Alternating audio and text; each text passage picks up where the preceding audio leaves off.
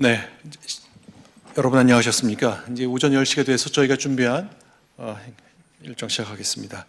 자, 21대 대통령을 뽑는 6.3 대통령 선거가 이제 34일 앞으로 다가왔습니다. 저희 관훈클럽이 준비한 대선 후보 토론회 그 첫 번째로 이준석 개혁신당 대선 후보를 모시고 토론해 보겠습니다. 저는 관훈클럽 72대 총무를 맡고 있는 김승연입니다. 지금 동아일보 논설위원으로 일하고 있습니다.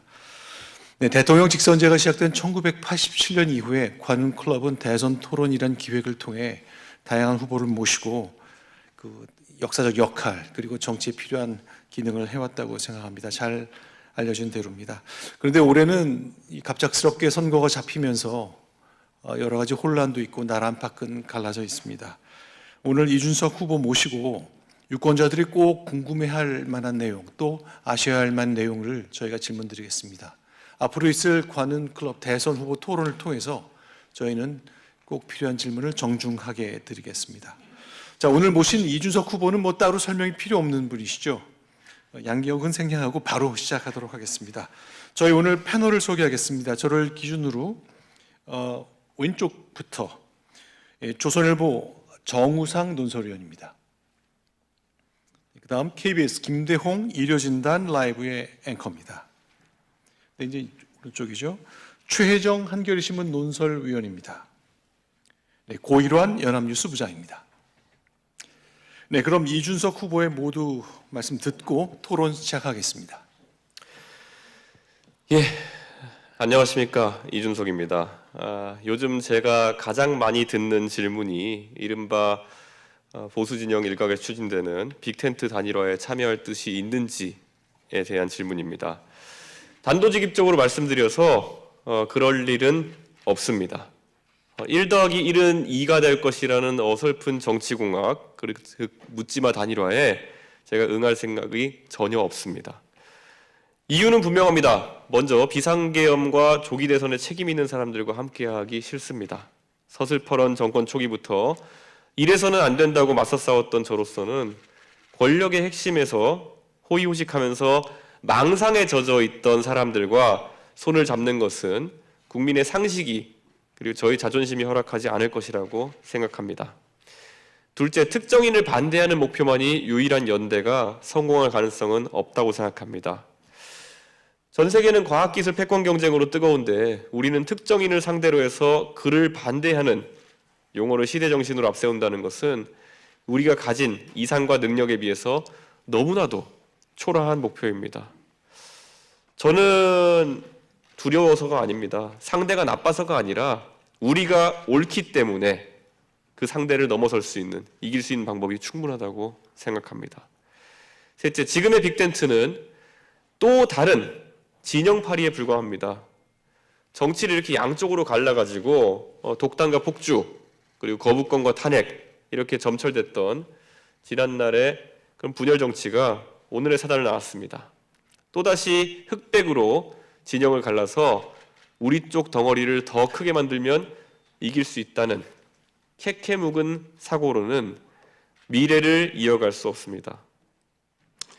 우리 정치의 수많은 문제와 파행의 결과로 치러지는 이번 조기 대선은 지금까지와는 완전 다른 출발선을 만들어야 된다고 생각합니다.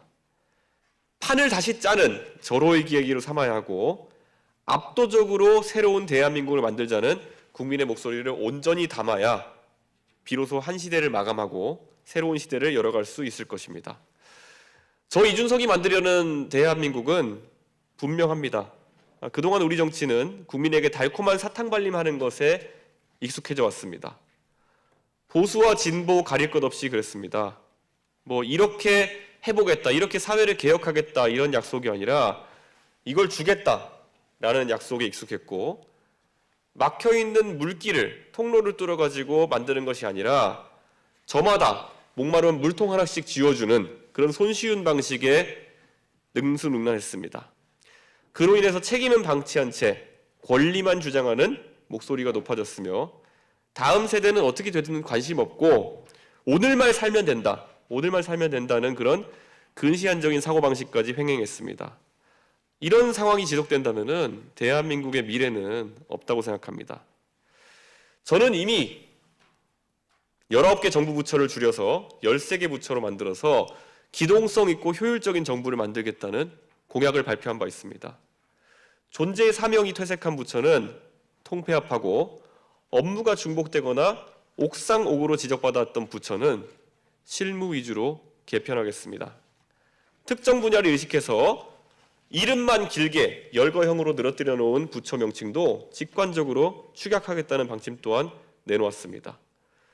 그리고 말로만 지방분권을 외치는 것이 아니라 권한과 책임을 부여해야 된다고 생각합니다.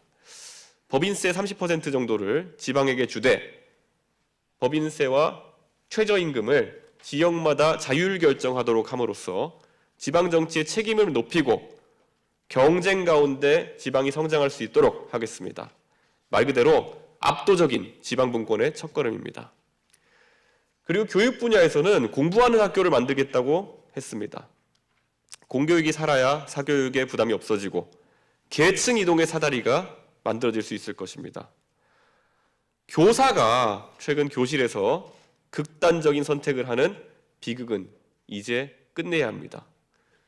교사 소송, 국가 책임제, 허위 신고에 대한 무고죄 처벌 강화, 문제 학생에 대한 디텐션 제도 등 무너진 교권부터 바로 세워서 교육 현장이 정상을 회복할 수 있도록 하겠습니다. 최근에 개탄스러웠던 주 4일제를 주 4.5일제로 되받는 포퓰리즘 경쟁. 저쪽이 AI에 100조 원을 투자하겠다고 하니까 도박하듯이 이쪽에서는 200조를 투자하겠다는 무지성 숫자 노름. 나라 돈을 자기 호주머니 쌈짓돈처럼 흥청망청 풀어대는 낭비와 허영 또한 바로 잡겠습니다. 무너진 시장 경제 질서를 회복하고 원칙에 따라서 나라를 바로 세울 때입니다. 이 밖에도 많은 과제가 있습니다.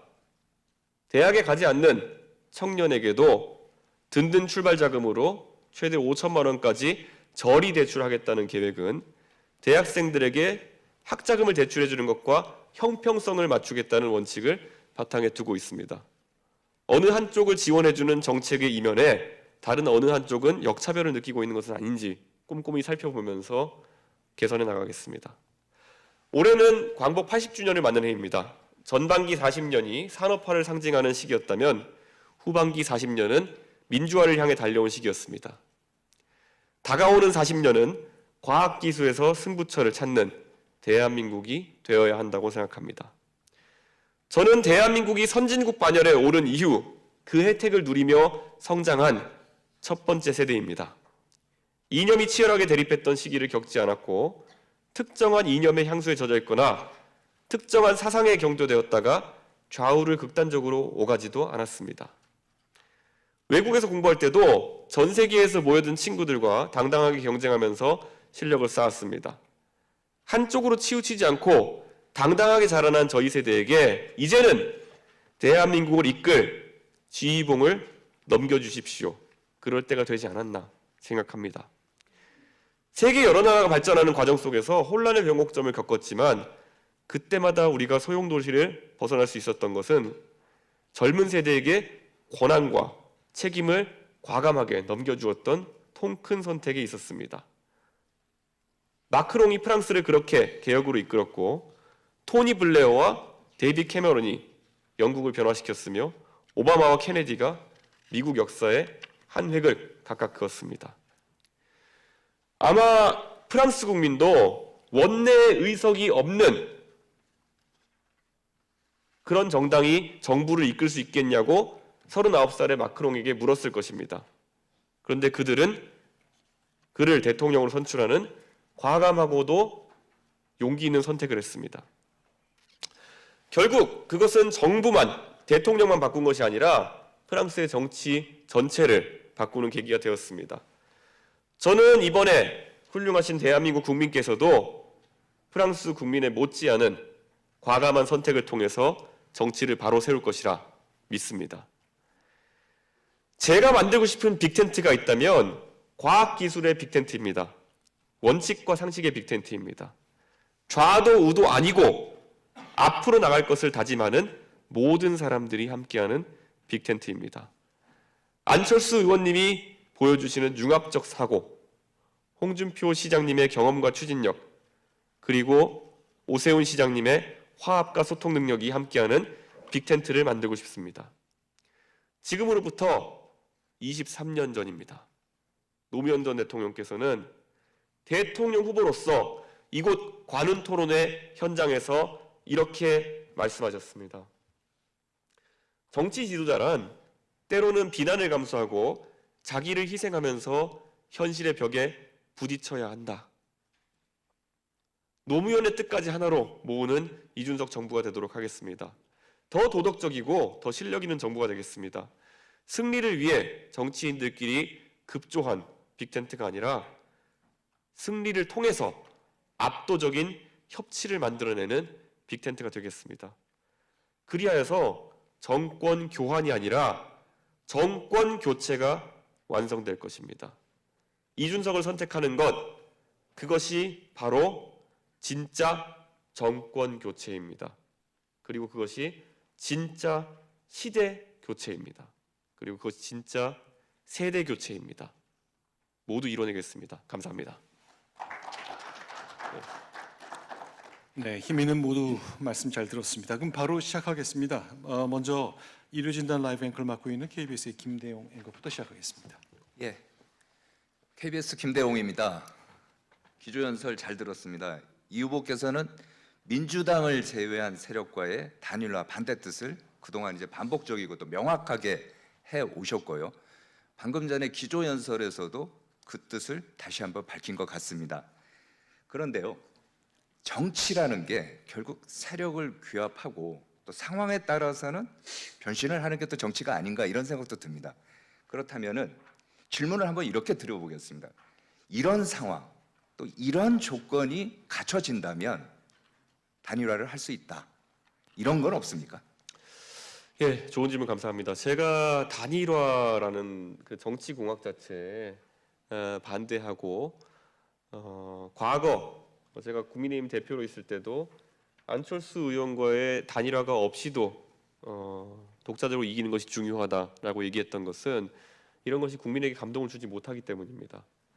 저는 공통분모를 찾아내는 것이 수월하다면은 그런 과정을 통해서 의견을 교환하고 뭔가 만들어 보려는 시도를 할 수 있겠지만 저는 애초에 지금의 계엄 및 탄핵 전국 속에서 어떤 세력도 제가 관심을 가질 만한 저와 일치성을 가진 세력이 없다라고 생각합니다. 그래서 굳이 대한민국의 미래를 고민하면서 의견을 나눠볼 수 있다라고 판단한 분들이 적어도 과학기술이나 미래에 대해서는 안철수 의원과 대화를 해볼 수 있다. 그리고 젊은 세대의 아젠다를 논의하는 것에 있어서는 홍준표 시장 정도가 논의가 가능하다 정도를 저는 지속적으로 이야기해왔습니다. 그런데 어제 치열했던 국민의힘의 경선에서 딱 그 두 분이 최종 결선에 진출하지 못하셨다는 것은 이제 마지막 기회와 가능성이 차단됐다는 것을 의미하는 것이 아닌가 그런 생각을 합니다. 지금 저는 그리고 빅텐트나 이런 논의에 대해서 흥미를 느끼지 못하는 것은 그것이 결과적으로 이기는 결과를 낳지도 못할 것이라는 확신이 있습니다. 예, 그것은 그 빅텐트라는 것이 아까 말했던 것처럼 특정인에 대한 포비아 또는 특정인에 대한 거부 의식을 바탕으로 형성되는 것일 텐데 한 6개월 전으로 저희가 시간을 되돌리면은 그 특정인에 대한 반감이라는 것이 어쩌면 재료가 될 수 있었을지 모르겠지만 윤석열 대통령이 계엄이라는 매우 큰 상황을 대한민국에 발생시킨 이상 그분의 허물이라는 것이 많은 국민들에게 주요한 아이템으로 등장하지도 않을 것이다. 전 그런 생각합니다. 그래서 냉철하게 생각해봐도 안 되는 아이템이다. 그렇게 생각합니다. 구현해서 그러면 질문을 드리겠는데요. 지금 말씀하신 것처럼 단일화에 응할 생각이 없다. 그리고 그 이유에 대해서 기조연설에서 아주 자세하게 세 가지 이유를 이제 들었고 좀 전에 이제 설명을 해주셨는데 하지만 일각에서는 이런 얘기도 합니다. 이 후보께서요 단일화 경선에 들어가면 이길 자신이 없어서 그런 거 아니냐? 어떻게 생각하십니까? 단일화 경선에 가면은 이길 수 없을지도 모릅니다. 그런데 저는 지금까지 제가 이길 수 없다고 생각하는 선거에도 많이 뛰어들었습니다. 어쩌면 2012년 박근혜 대통령을 돕겠다고 제가 정치에 들어온 이후에 보수의 하락기 속에서 저는 정치를 해왔기 때문에 제가 치러온 모든 당내 선거와 공직선거는 저에게 어려운 선거였습니다. 근데 제가 국민의힘에서 당대표 선거 나갔을 때는 저에게 그래도 그 정당을 제가 원하는 방향으로, 제가 옳다고 생각하는 방향으로 바꿔서 한번 정치를 바로 세워보겠다는 의지가 살아있었을 때고, 제가 결국에는 개혁신당을 창당해서 어려운 동탄 선거에 뛰어들 때는 결국 제가 젊은 세대를 대표하는 정치인 중에 하나로서 윤석열 대통령 같은 무지막지한 그런 무단 통치자에게 꺾이지 않아야 된다라는 저의 의지가 있었기 때문이었습니다. 근데 지금 상황에서 제가 그런 빅텐트, 정서적으로도 공감하지 못하고 결국에는 그 모델로 이길 수도 없는 상황에 동참할 의사가 전혀 없는 것은 뭐 제가 들어가서 이길 자신도 있습니다, 저는. 예. 그런데 전혀 거기서 어떤 가치를 찾지 못하기 때문입니다. 저는 이제 보수 진영에 있어서 이런 시도를 하는 사람들 자체가 이제 고쳤음의 대상이 아니라 바꿔야 될 대상으로 저는 이제 인식하기 시작했습니다. 이제 더 이상 고쳐 쓰느라 시간을 허비하지 않겠습니다. 고쳐놔도 원상으로 돌아가더라고요. 그게 저의 지난 4년 동안에 제 꽃다운 30대를 넣어가면서 얻어낸 결론입니다. 이제는 새로운 씨앗을 뿌리겠습니다. 예. 네, 조선일보 정우사입니다. 이준석 후보께서는 이제 지난 총선 때 동탄에서의 3자 구도 필승론 이야기를 하고 있고요. 지금도 어쨌든 본인의 존재만으로 이재명 후보를 40% 지지율로 가둬 놓으면 3자 구도로 가도 내가 이길 수 있다라는 그런 주장을 하고 있습니다. 근데 현실적으로 보면 이준석 후보의 지지층 중 일부와 기존의 국민의힘을 포함한 보수층의 어떤 지지층이 겹치고요. 그렇게 될 경우에는 지금 여론조사상으로 나오는 것처럼 큰 변화가 없는 이상 안정적 3등으로 이렇게 지금 갈 수밖에 없는 흐름인데 이 3강 필승 구도가 그래서 좀 되게 좀 사리에 맞지 않는다라고 이렇게 주장을 하고 있어요. 그래서 결국 이준석에게 던지는 표는 사표가 아니냐 이런 비판도 있습니다. 거기에 대해서 어떻게 생각하십니까? 저는 아까 말씀드렸던 것처럼 어려운 선거를 계속 돌파해 왔습니다. 우리가 예전에 흔히 언론인들이 드는 사례로 나폴레옹이 이제 엘바섬에 상륙했을 때 파리에 접근해 갈 때마다 아주 분위기가 고조되어 가고 결국엔 역적에서 황제까지 등극하는 모습을 그런 역사 속에서 본 적이 있는데요. 제가 사실 동탄 선거를 뛸 때 처음 시작할 때 많은 사람들의 평가는 드디어 이준석이 정치를 끝내려고 하는구나, 돌을 던지려고 하는구나 이런 평가에서 보전이나 받겠냐. 그 다음에 이제 처음에 20%가 나오니까 이번에 뭔가 이상하다. 그리고 가면서 나중에는 승리까지 이제 가게 되었는데요. 저는 그때 동탄에 40일 만에 그걸 해냈습니다. 지금 온 미디어와 그리고 대한민국 이목이 집중될 이 대통령 선거에서는 그런 전환과 그런 변화가 더 빨리 일어날 수 있다 그런 생각을 하고 있습니다. 그리고 저는 이 선거에서 보수와 진보 프레임, 탄핵 찬성과 반대 프레임이 장기간 지속되고 있는 것이 저의 눌림목이 존재하는 이유라고 생각합니다. 저는 이것이 선명한 과거와 미래의 대결로 가는 순간 그 눌림목이 해소되면서 제 지지율이 치고 올라갈 것이라고 확신합니다. 그리고 상식과 비상식의 구도가 또 형성되게 되면은 저는 제가 가열차게 비판해 왔지만은 이재명 후보의 경제에 대한 얕은 인식이라든지 이런 것들이 부각될 수 있는 기회가 될 것이다. 이미 테헤란로나 판교와 같은 IT 밸리에서는 이재명 대표의 젠비디아 구상 같은 것들, 뭐 엔비디아 같은 테크 자이언트를 본인이 만들겠다고 하는 주장이라든지 이런 것들에 대해서 조소를 보내고 있습니다. 저는 그런 것들이 아마 젊은 세대에서 광범위하게 이제 새로운 분위기를 만들어낼 것이다. 그런 확신을 가지고 있습니다. 예전의 역사 속에서 한니발이라는 로마의 아주 위협이 됐던 장군을 막기 위해 가지고 로마 사람들이 많은 장군을 내보냈다가 다 지고 나중에 결국 굉장히 어렸던 젊었던 스키피오라는 사람을 내보내 가지고 승리를 거둔 바가 있습니다. 근데 그가 처음에는 스페인 가서 싸우고 여기저기 전역에 싸울 때 이겼습니다. 근데 나중에 마지막에 가가지고 최종 한니발과의 일전을 벌이고 카르타고를 끝장내겠다고 이제 가겠다고 했을 때 원로원에서 많은 사람들이 네가 아직까지 20대고 30대고 이런 네가 할 수 있겠냐 이런 얘기를 합니다. 그때 스키피오가 연설을 이렇게 합니다. 제가 4년 전에 제가 스페인에 가가지고 싸우겠다고 할 때는 보내줘 놓고 그거 이기고 왔더니 왜 지금 와가지고 또 더 나은 목표에 더 중요한 목표에 도전하겠다는데 제 나이를 들먹이고 왜 가능성을 의심하느냐. 제가 단 한 가지 또 말씀드리고 싶은 건요. 만약 이 얘기를 들으실 보수 진영의 분들이 계시다면요. 저는 박근혜 대통령의 탄핵 이후에 전국 단위 선거에서 이재명을 상대로 또는 민주당을 상대로 승리를 만들어냈던 유일한 지휘관이었습니다. 제가 대통령 선거와 지방 선거의 압승을 이끌어내고 난 다음에 그리고 다른 사람은 그 선거에 해내지 못한 3자 구도에서의 수도권 당선을 만들어낸 다음에 이제 다음 목표에 도전하는데 저의 그런 의지나 아니면 돌파력, 그 선거를 치르는 능력 그리고 대한민국을 향한 그런 애국심에 대해 가지고는 저는 한 번 더 믿어주셨으면 하는 그런 생각입니다. 제가 한니발보다 더 두려움의 대상이 되어가고 있는 이재명 대표 꺾어서 보이겠습니다.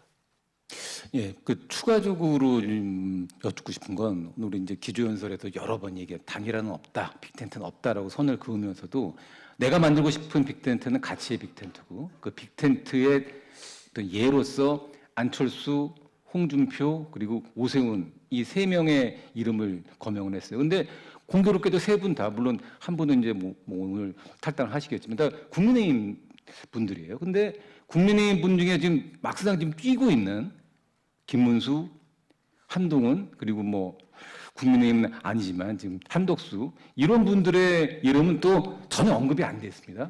이게 무슨 의미인가요? 아무래도 저와 개인적인 친소 관계가 있는 분들은 제가 윤석열 대통령과의 관계 속에서는 사실 대한민국 국민 대부분이 저 포함해서 저분이 저럴 분일지 모르고 이제 협력 관계를 가져가다가 뒤통수 맞은 상황이라고 볼 수 있을 거거든요. 그러다 보니까 제가 잘 알지 못하고 의식적으로 저를 많이 견제해온 분들에 대해 가지고는 그 마음의 문을 열기가 어려운 것도 사실입니다. 사실 그리고 저는 윤석열 대통령의 그런 비정치인으로서의 그런 행보 때문에 치러지는 조기 대선이라 보는 상황 속에서 한덕수 총리님 같이 관료로서는 성공하셨지만은 정치적인 행보는 처음이신 분 그리고 정치인으로 전환한 뒤에 결국 상대 정당의 승리만 안겨주고 있는 한동훈 후보 이런 경우에는 저는 정치화가 덜 됐다 또는 정치화의 가능성이 없다라 보기 때문에 굉장한 거리감을 느낍니다. 그래서 아마 그런 면이 강조되는 측면이 있을 것입니다. 예. 지금까지는 저희가 이제 처음에 질문을 단일화, 삼자구도, 빅텐트 이런 구도와 관련된 질문을 드렸는데 좀 분위기를 바꿔서 정치인 이준석 개인의 초점을 맞춘 질문을 좀 몇 가지 좀 더 드려보겠습니다. 정우성 위원. 예, 뭐 약간 이거는 불편한 질문일 수도 있겠지만 아까 이제 윤석열 전 대통령에 대한 이야기도 있었지만 이제 2022년도 대선 때 결국 이준석 후보는 윤석열 전 대통령을 만들기 위해서 가장 제일 앞장서 뛰었고요. 결국 윤석열 대통령을 당선을 시켰습니다. 그때 상황에 대한 어떤 뭐 좀 결국 윤석열 대통령이 이제 파면이 됐지만 그때 상황에 대한 어떤 뭐 도의적 책임, 정치적 책임 이런 거는 못 느끼시나요? 이제 저에게 그 부분에 대해서 도의적 책임을 이야기하시는 분들이 있을 때마다 저는 이렇게 얘기합니다. 사실 선거라는 것은 상대적인 측면이 있는 것이고 저는 그때나 지금이나 이재명 후보 같은 경우에는 도덕적인 면으로나 아니면 자질 면에서 대한민국의 지도자가 되면 안 된다고 생각합니다. 그렇기 때문에 저를 포함한 많은 국민들이 그 당시에 윤석열이라는 대안을 선택하는 그런 상황이 아니었나 이렇게 생각하고요. 윤석열이라는 사람이 저에게 가했던 그런 고초나 이런 것들에 대해 가지고 국민들이 다 알고 계시겠지만은 그 고초야말로 제가 윤석열이라는 사람을 바로잡기 위한 과정 속에서 비롯되었다는 것을 아실 겁니다. 저는 첫째로는 제가 그 당시 국민의힘의 대표로서 가졌던 책임감, 당원과 국민들이 선출한 당대표에 대해 대통령 후보에 대해서 당선시키는 것은 당 대표가 해야 될 책무라고 생각했고, 그리고 결국에는 정치에 참여한 지 얼마 안 되는 사람이기 때문에 당과 당 대표가 그 사람에게 상호 보완적인 그런 어떤 역할을 해서 대한민국 올바르게 굴러갈 수 있도록 제 최대한의 역할을 해야 된다는 생각을 했습니다. 그런데 결과는 처참했습니다. 저 개인으로서는 거의 인간으로서 모욕감을 느낄 정도의 모함을 당했고, 그로 인해 가지고 저는 제가 제 지역구인 상계동, 제가 제 고향이면서 제가 10년 가까운 기간 동안 인정받고 싶어서 밤새 제가 선거운동을 하고 다녔던 그런 공간을 내줘야 되는 상황까지 왔습니다. 그렇기 때문에 저 개인적인 아픔은 굉장하고, 거기에 대한 피상적이고 아니면은 그냥 옆구리 찔려서 하는 사과 같은 그런 이야기보다는 다시는 그런 정치공학적이고 그리고 호사가들의 바라는 방향대로 정치를 하지 않아서 제가 대한민국을 압도적 새로움으로 이끌어서 정치 문화를 바꿔놓는 방식으로 그 국민들에게 그런 미안함을 갚겠다라는 말씀을 드리겠습니다. 지금 저는 제가 개인적인 트라우마 때문이 아니라 지금 아까 말했던 빅텐트나 이런 것들이 또 똑같은 결과로 나오지 않을까. 이 보수 진영의 민낯이라든지 아니면 보수 진영의 구조적 한계점들을 또다시 제가 저 개인을 갈아 넣어서 덮어주는 상황이 되지 않을까를 우려하고, 이번에는 제대로 개복 수술을 해놓겠습니다. 개복 수술 해놓고 안 되면 바꾸겠습니다. 그래서 저는 진영을 개복 수술하고 한편으로는 대한민국에 대해 가지고 이제는 완전히 새로운 압도적 새로운 정치 문화를 만들어내겠다는 약속을 드립니다. 그 단일화 논의가 어쨌든 무성하고 예. 실체는 사실 뚜렷하게 나오진 않았지만 실제 후보님께 단일화 의사를 타진하는 곳이 있나요? 빅텐트라든지. 타진한 정도가 아니라 공개적으로 이준석이랑은 무조건 단일화해야 된다 이렇게 하고 다시는 분들이 있거든요. 그런데 참 전 야멸차게 계속 거절하고 있습니다. 저랑 개인적인 친분이 있는 분들이 얘기하셔도 야멸차게 거절하고 있고요. 제가 비유를 굳이 하자면 이게 제가 나르시스트라서 이렇게 비유하는 게 아니라요. 누군가는 기회를 봅니다.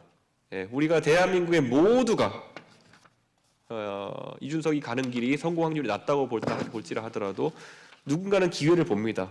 그게 저는 적어도 누군가에게는 인사이트가 있는 행동들이 될 것이다라 보는데, 누군가는 대한민국이 평생 아니면 앞으로도 가발 만들고 안경 만드는 경공업에 의존해서 경제 발전시켜야 된다는 생각을 할 때, 누군가는 중공업에서 기회를 보고 매우 하이리스크 하이리스턴에 도전을 해서 지금의 대한민국을 만들었고요.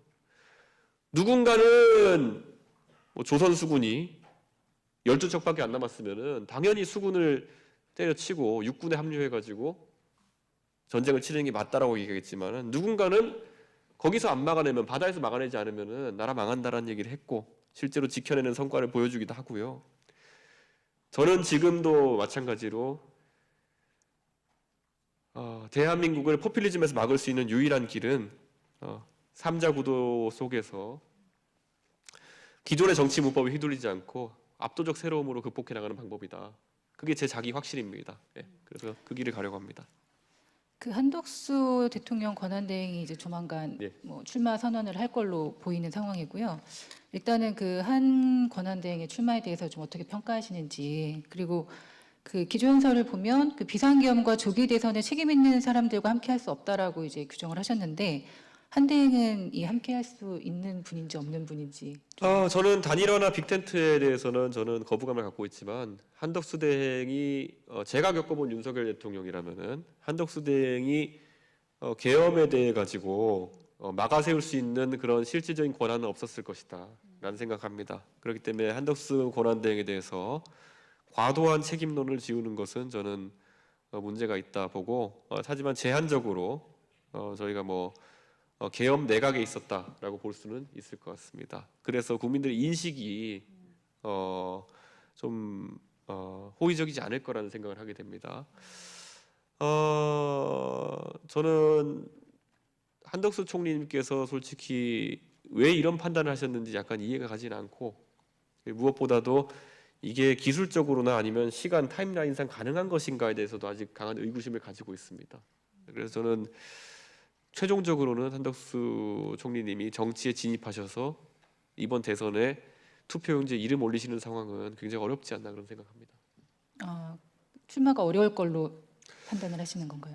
예, 뭐 어쨌든 그 시작은 하시겠지만은 한 달 뒤에 투표용지에 이름을 최종적으로 올리실 가능성은 되게 낮다라고 보고 있습니다. 그 기조연설 내용을 보면 여러 정책 구상들을 많이 밝히셨어요. 네. 뭐 법인세 문제도 있고. 근데 이게 대체로는 다 법 개정이 필요한 사안이잖아요. 근데 개혁신당이 지금 원내 3석밖에 안 되는 굉장히 소수 정당이고, 네, 정책은 결국 법이 그 뒷받침이 돼야 되는데 이거를 원내에서 어떤 식으로 견인해 낼 수 있는지, 그리고 그걸 위한 어떤 정계 개편 구상 같은 게 있는지 궁금합니다.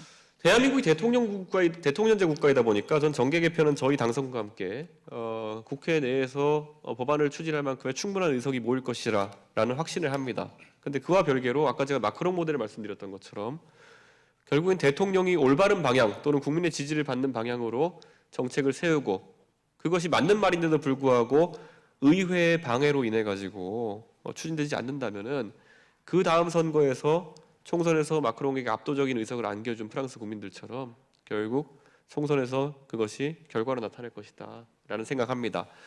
우리나라에서는 이제 총선에 의석이 적은 정당이 어떻게 대선을 통해서 정치를 이끌어 나갈 수 있느냐라는 생각 때문에 그 지적을 많이 하시는데요.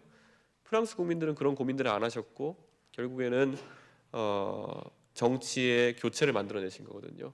전 대한민국에서도 선 대선 후 총선 모델로 정치 교체를 만들어낼 수 있다 그런 생각을 하고 있습니다. 총선까지는 아직 3년의 시간이 있는 것이고, 그럼 그 사이에는 어떤 식으로 그거를 아까 저희 개혁신당이 3석이라고 말씀해 주셨는데요. 사실 제가 당선되면 2석이 됩니다. 의원직을 내려놔야 되기 때문에. 그래서 저희는 강제로 협치를 할 수밖에 없는 상황에 놓이게 됩니다. 그래서 저는 제가 당선되면 그날 즉시 우원식 국회의장님께 상의를 드려서 국회에서 여야 협의를 통해서 총리를 추천해달라라고 말씀드릴 겁니다. 그리고 여야가 만약 합의에 실패하면은 민주당에서 총리를 추천해달라, 2인을 추천해주고 제가 그 중에 고르겠다라는 말씀을 드릴 겁니다. 협치가 강제된 상황에서의 협치라는 것은 지금까지 윤석열 대통령과 이재명 대표 같은 극단적 대립주의자들의 대립과는 다른 결과를 낳을 것이다. 저는 그렇게 생각합니다. 이번에 만약에 이재명 대표가 대선에 지게 된다면은 그도 아마 정계를 떠나야 될 겁니다. 대선 2번 지고 사실 극한 대립의 상황을 계속 국민들에게 보여줬던 사람이기 때문에 저는 그 다음에 민주당 지도부라고 하면은 충분히 협치 대상이 될 수 있다 그런 생각합니다. 그 집권을 하신다면 관심사가 이제 주요 인선일 텐데요. 일단은 뭐 비서실장, 그리고 또 국무총리, 지금 아까 약간 거국적으로 그 내각을 형성하실 것처럼 말씀을 하셨는데, 이 내각 그 관련해서 좀 생각해 두신 인선안이 있으신지. 예, 전 충분히 생각을 해놨고 뭐 이름을 대면 당연히 선거법 위반이니까 갈 수는 없겠지만은 저희가 19개 부처를 13개 부처로 줄이겠다라는 그런 공약도 했습니다. 그와 동시에 13개 부처를 3개의 분야로 나눠 가지고 안보 계열, 그리고 전략 계열, 그리고 사회 계열로 나눠 가지고 안보부총리, 전략부총리, 사회부총리를 두겠다고 했습니다. 이것은 지금까지 장관이 겸임했던 구조를 벗어나 가지고 책임부총리제입니다. 그렇기 때문에 저는 지금 부총리급의 인선에 대해 가지고는 제 머릿속에 이미 염두에 둔 인물들이 있습니다. 그리고 이들은 당파를 가리지 않고 필요한 인재들이다. 당파의 영향을 받지 않고 제 머릿속에 염두에 두고 있습니다. 그리고 장관급 인사 같은 경우에 뭐 13명의 인사 풀 같은 경우에는 충분히 복수로 제 염두에 두고 있는 인물들이 있습니다. 네, 좀 이제부터는 이제 이준석 정치 그 자체에 대해서 좀 네. 이제 질문을 드려보고 싶습니다. 연합뉴스 고일환입니다. 이준석 후보는 20대 때인 2011년 새누리당 비상대책위원으로 이제 처음 정계에 입문하셨는데요. 그리고 이제 만 40대로 가장 젊은 대통령 후보가 됐습니다. 14년 가까이 정치를 하셨고 이제 대권 도전입니다. 이 후보가 생각하시는 정치란 무엇인지 이제 한 가지 뽑는다면 무엇일까요?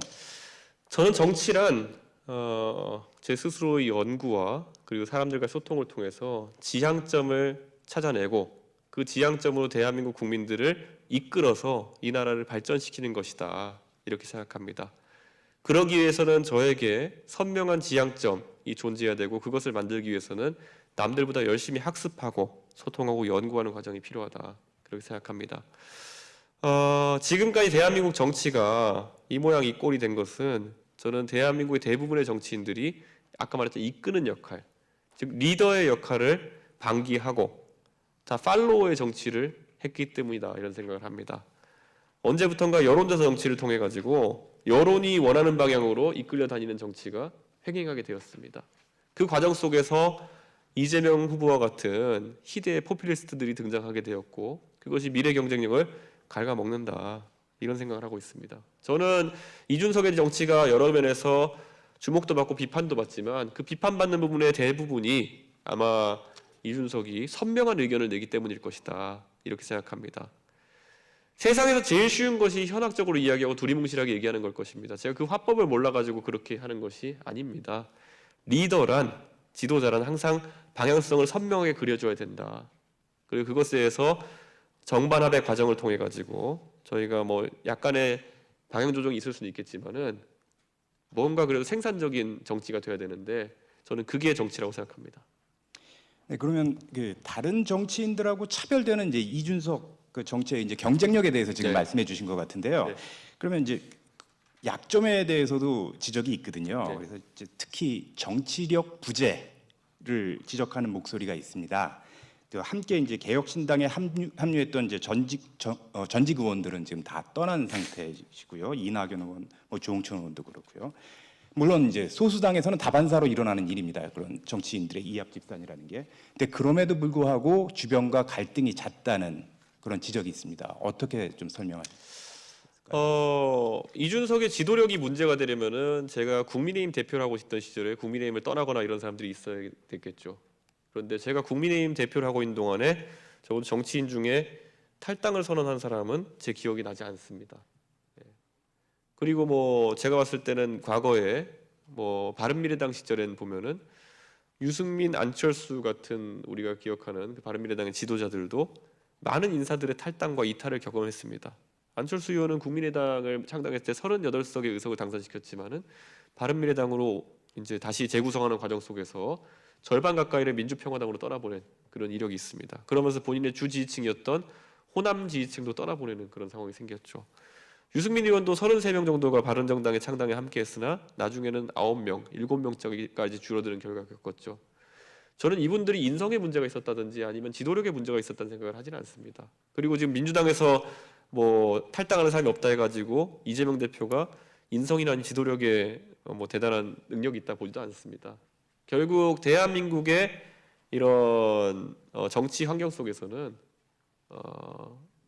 어쩔 수 없이 총선이나 대선을 앞두고 신규 창당에 합류했던 인물들이 빠져나가는 것이 일상다반사다 이렇게 생각합니다. 그래서 저는 지금 개혁신당이 그러면은 제가 재작년에 소위 상계동 갈비집 탈당 선언을 통해 탈당할 때 규모보다 불어났느냐 아니면 줄어들었냐를 말씀드리면은 제 느낌상으로 3-4배 이상 불어났습니다.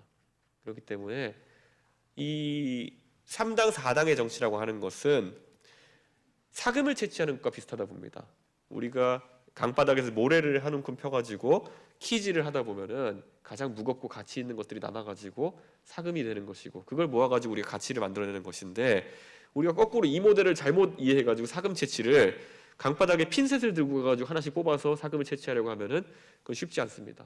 그래서 저는 제 개인의 인사 철학과 또 비슷한데 많은 사람들이 개혁신당에 참여할 수 있도록 하고 누구든지 문호를 개방하고 여기에서 본인의 기회와 그런 어떤 발전 가능성을 찾는 사람들이 남아가지고 지금까지 조금씩 불어나는 그런 발전상을 저는 기대하고 있습니다.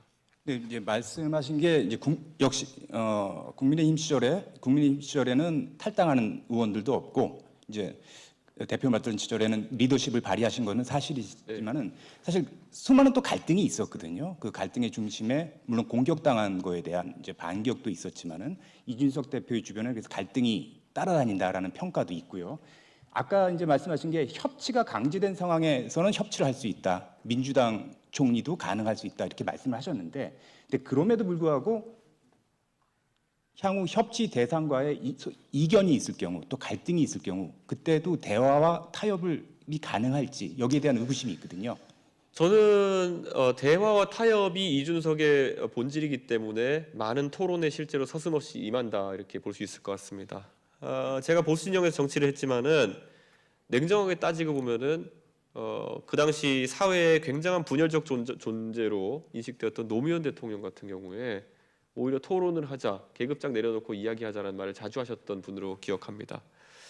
저는 대한민국이 그 방향으로 탈권위와 소통의 문화로 조금 변해가야 된다라는 인식을 갖고 있습니다. 그리고 그 방향으로 바뀌길 기대하면서 제 스스로가 그 도전을 하고 있다고 생각합니다. 일례로 들어서 지금까지 정치권에서는 좀 타협과 대화가 어려운 대상이 있으면은 오히려 그들을 약간 꼬다로운 보릿자루처럼 만들어주고 의례적인, 현학적이고 피상적인 대화만 하는 위치로 만들어버린 경우가 있습니다. 가장 대표적인 예가 전장현 같은 곳이겠죠. 솔직히 전장현이라 이런 단체를 대응하는 여의도의 방식이라 하면, 여의도 문법대로라면요, 제가 그냥 시원하게 하면 1년에 한 번 정도 만나주고 내내 한 다음에 그 다음에 연락 끊는 겁니다. 그게 사회 갈등의 문제 해결 방식이냐라고 했을 때 저는 그게 아니라고 생각합니다. 그래서 저는 전장현의 박경석 대표 같은 분과 저는 생각이 다르지만은 종편 방송사에서 공개적으로 2시간 가까이 토론하기도 하면서 그분들의 주장이 오히려 대한민국에 알려질 기회를 만들었고, 저도 제가 거기에 반박할 기회를 만들었고, 그 토론의 결과 지금 한 3년 정도 지나가지고 전장현에 대한 국민적 인식도 많이 바뀌었고, 그분들이 무엇을 원하는지, 하지만 그분들이 하는 것 중에 무엇이 잘못되었는지가 또 노정되었거든요. 저는 계속 이런 것들은 수면 위로 끌어올려가지고 대화하는 방식으로 가야 된다. 저 솔직히 말하면 제가 뭐 교육이 부족했던 것도 아니고 완곡화법과 좋은 게 좋은 거지 하는 법은 제가 하려고 작정하면은 아마 대한민국에 제일 잘할 겁니다. 예. 피상적으로 현학적으로 말하고 둘러서 얘기하고 뭐 자기가 문학가인 줄 아는 듯이 해가지고 뭐 벚꽃이 피면 뭐가 뭐가 된다 이런 거 있잖아요. 저는 일을 해결하는 사람이 되고 싶고, 저는 대한민국을 바꾸고 싶은 사람이 되는 것이지, 저는 그런 어떤 현학적인 언어로 저희 인생을 낭비하고 대한민국의 소중한 시간을 낭비하고 싶지 않다. 그런 말씀드리겠습니다. 그래서 앞으로도 논쟁적일 것이고, 저는 거기에 대한민국의 미래가 있다 이렇게 봅니다. 네, 자 지금은 오전 10시 40분 지나고 이제 한 30분 이상 계속 질의와 응답이 이어지고 있습니다. 굉장히 단호하고 네. 확신에 찬 말씀을 주시고 있어서 굉장히 질문에 대한 즉답이 되고 있는 것 같습니다. 계속 이어서 정우상 논설위원이 질문해 주시죠. 예, 자꾸 이제 좀 그 듣기 불편한 질문일 수 있겠지만 이 대한민국 정치사에서 저는 뭐 개인적으로 20살 이상 성인에게 뭐 이 표현을 쓰는 건 동의하지 않지만 대한민국 정치사에서 딱 2명의 정치인이 싸가지 없다라는 평가를 받았어요. 한 명이 유시민 전 장관이고요. 그리고 이제 이준석 그 후보인데 왜 본인에게 이런 평가들이 붙었다고 생각하는지 아까 뭐 충분히 뭐 말씀을 했습니다. 본인이 좋은 게 아니고 분명히 할 말은 하고 문제를 풀기 위해서 하는 과정에서 이런 그 어떤 비토 정서가 생긴 것 같은데, 근데 함익병 그 공동선대위원장 말씀을 또 들어보면 그렇지만 지적을 하면 또 잘 받아들인다 이렇게 얘기를 했단 말이죠. 그래서 이런 본인에 대한 평가 그리고 지적을 하면 잘 받아들인다라는 이런 어떤 장점에 대해서 좀 본인 직접 설명해 주시면 좋겠습니다. 네. 함익병 원장님은 특이한 케이스입니다. 저와 비슷하게 극도의 논리 중시형이기 때문에 서로가 저희가 논쟁을 하기도 하고 서로 설득되면 바로 받아들이는 그런 스타일입니다. 제가 함익병 원장님과는 그 가족도 같이 교류해서 그런데 함익병 원장님은 그 사모님과도 그렇게 대화를 하시더라고요. 그러니까 그런 극한의 논리적 대화를 중시하는 인물 사이에서는 또 그런 것이 전혀 서로 간에 어떤 불쾌함 없이 그런 논쟁을 이어갈 수 있다는 것이 저와 함익병 원장님이 나이 차가 좀 남에도 불구하고 뒤끝없는 관계로 항상 이렇게 논의할 수 있는 상황이 되는 것 같기도 하고요. 저는 우리가 고도 성장기에 있었을 때는 여유가 있었다는 생각을 합니다. 우리가 하는 선택이 다소 좀 최선의 선택이 아니라 하더라도 우리는 끝없이 우상향할 것이라는 대한민국 사회에 믿음이 있는 것이죠. 그럴 때는 그 여유를 바탕으로 해가지고 남의 말도 좀 틀린 말도 들어주고 그래 뭐 시행착오를 좀 겪으면서 가도 되지 이런 것이 있었다면은 지금 대한민국 그리고 젊은 세대에게는 그 여유가 없다는 것을 인정해야 될 것 같습니다. 우리가 지금 과학기술 패권 경쟁에서 조금이라도 그냥 입에 발리는 소리 때문에 시간을 낭비하게 되면은 그것이 우리의 경쟁력 저하로 이어지고 도태까지 갈 수 있는 상황이라고 저는 인식합니다. 우리가 한 번이라도 삼성전자가 메모리 반도체에서 기술 경쟁에 밀려날 것이라는 생각을 해본 적 있겠습니까? 그런데 그 HBM이라는 그 사업 영역의 일부에서 있었던 경영진의 판단 하나 때문에 메모리 업계 1, 2위가 바뀌는 상황이 발생할 수 있다는 것이 현실인 것처럼 저는요 지금 대한민국의 AI 전략 같은 것만 놓고 본다 하더라도요 제가 아까도 얘기했지만 뭐 이재명 후보가 100조 투자하겠다고 했더니만은 거기에 또 한동훈 후보는 200조 하겠다 그러고 잘 짜여진 정책이 어떻게 100의 단위로 끊어질 수가 있습니까? 그런 것부터가 이분들은 굉장히 피상적으로 이런 걸 접근하는 것이고 이런 피상적인 숫자 노름하고 있는 상황에 우리는 뒤처질 수밖에 없는 것입니다. 현장에서는 이것보다 절박함을 느끼고 있거든요. 그래서 제가 여기에 대해서 지적을 할 수밖에 없는 것이고 이건 생존의 문제다. 저는 그렇게 생각합니다. 정치 문화에 따라 다르다고 말씀드린 게요. 아마 저나 아니면 아까 유시민 장관 같은 분들 아니면 함익병 원장이 말하는 걸 보면서 야, 어떻게 저렇게 기분 나쁘게 얘기하지? 싸가지 없지 이렇게 말씀하신 분이 있다면요. 영국에서 우리보다 의회 정치가 훨씬 더 발달하고 오랜 기간 동안 정당 간의 토론 문화가 발달한 영국의 PMQ라는 것을 찾아보면요. 총리가 그러니까 수상이죠.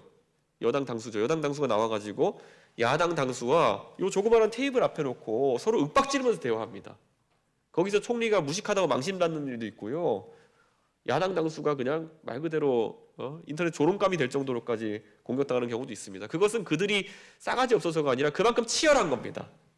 네, 저는 대한민국에서 더 이상 그런 현학적이고 진짜 피상적인 대화들로 대한민국 정치권이 굴러간다면 저마저도 사실 기대가 사라질 것이거든요. 그래서 우리는 더더욱 함익병스러워지고 이준석스러워지고 유시민스러워질지도 모른다. 네. 뭐 만약에 정말 제가 만약에 대통령이 된다면요, 저는 영국의 PMQ보다 더 치열한 토론회장을 만들겠습니다. 윤석열 대통령이 했던 도어 스태핑 이런 것 수준이 아니라요.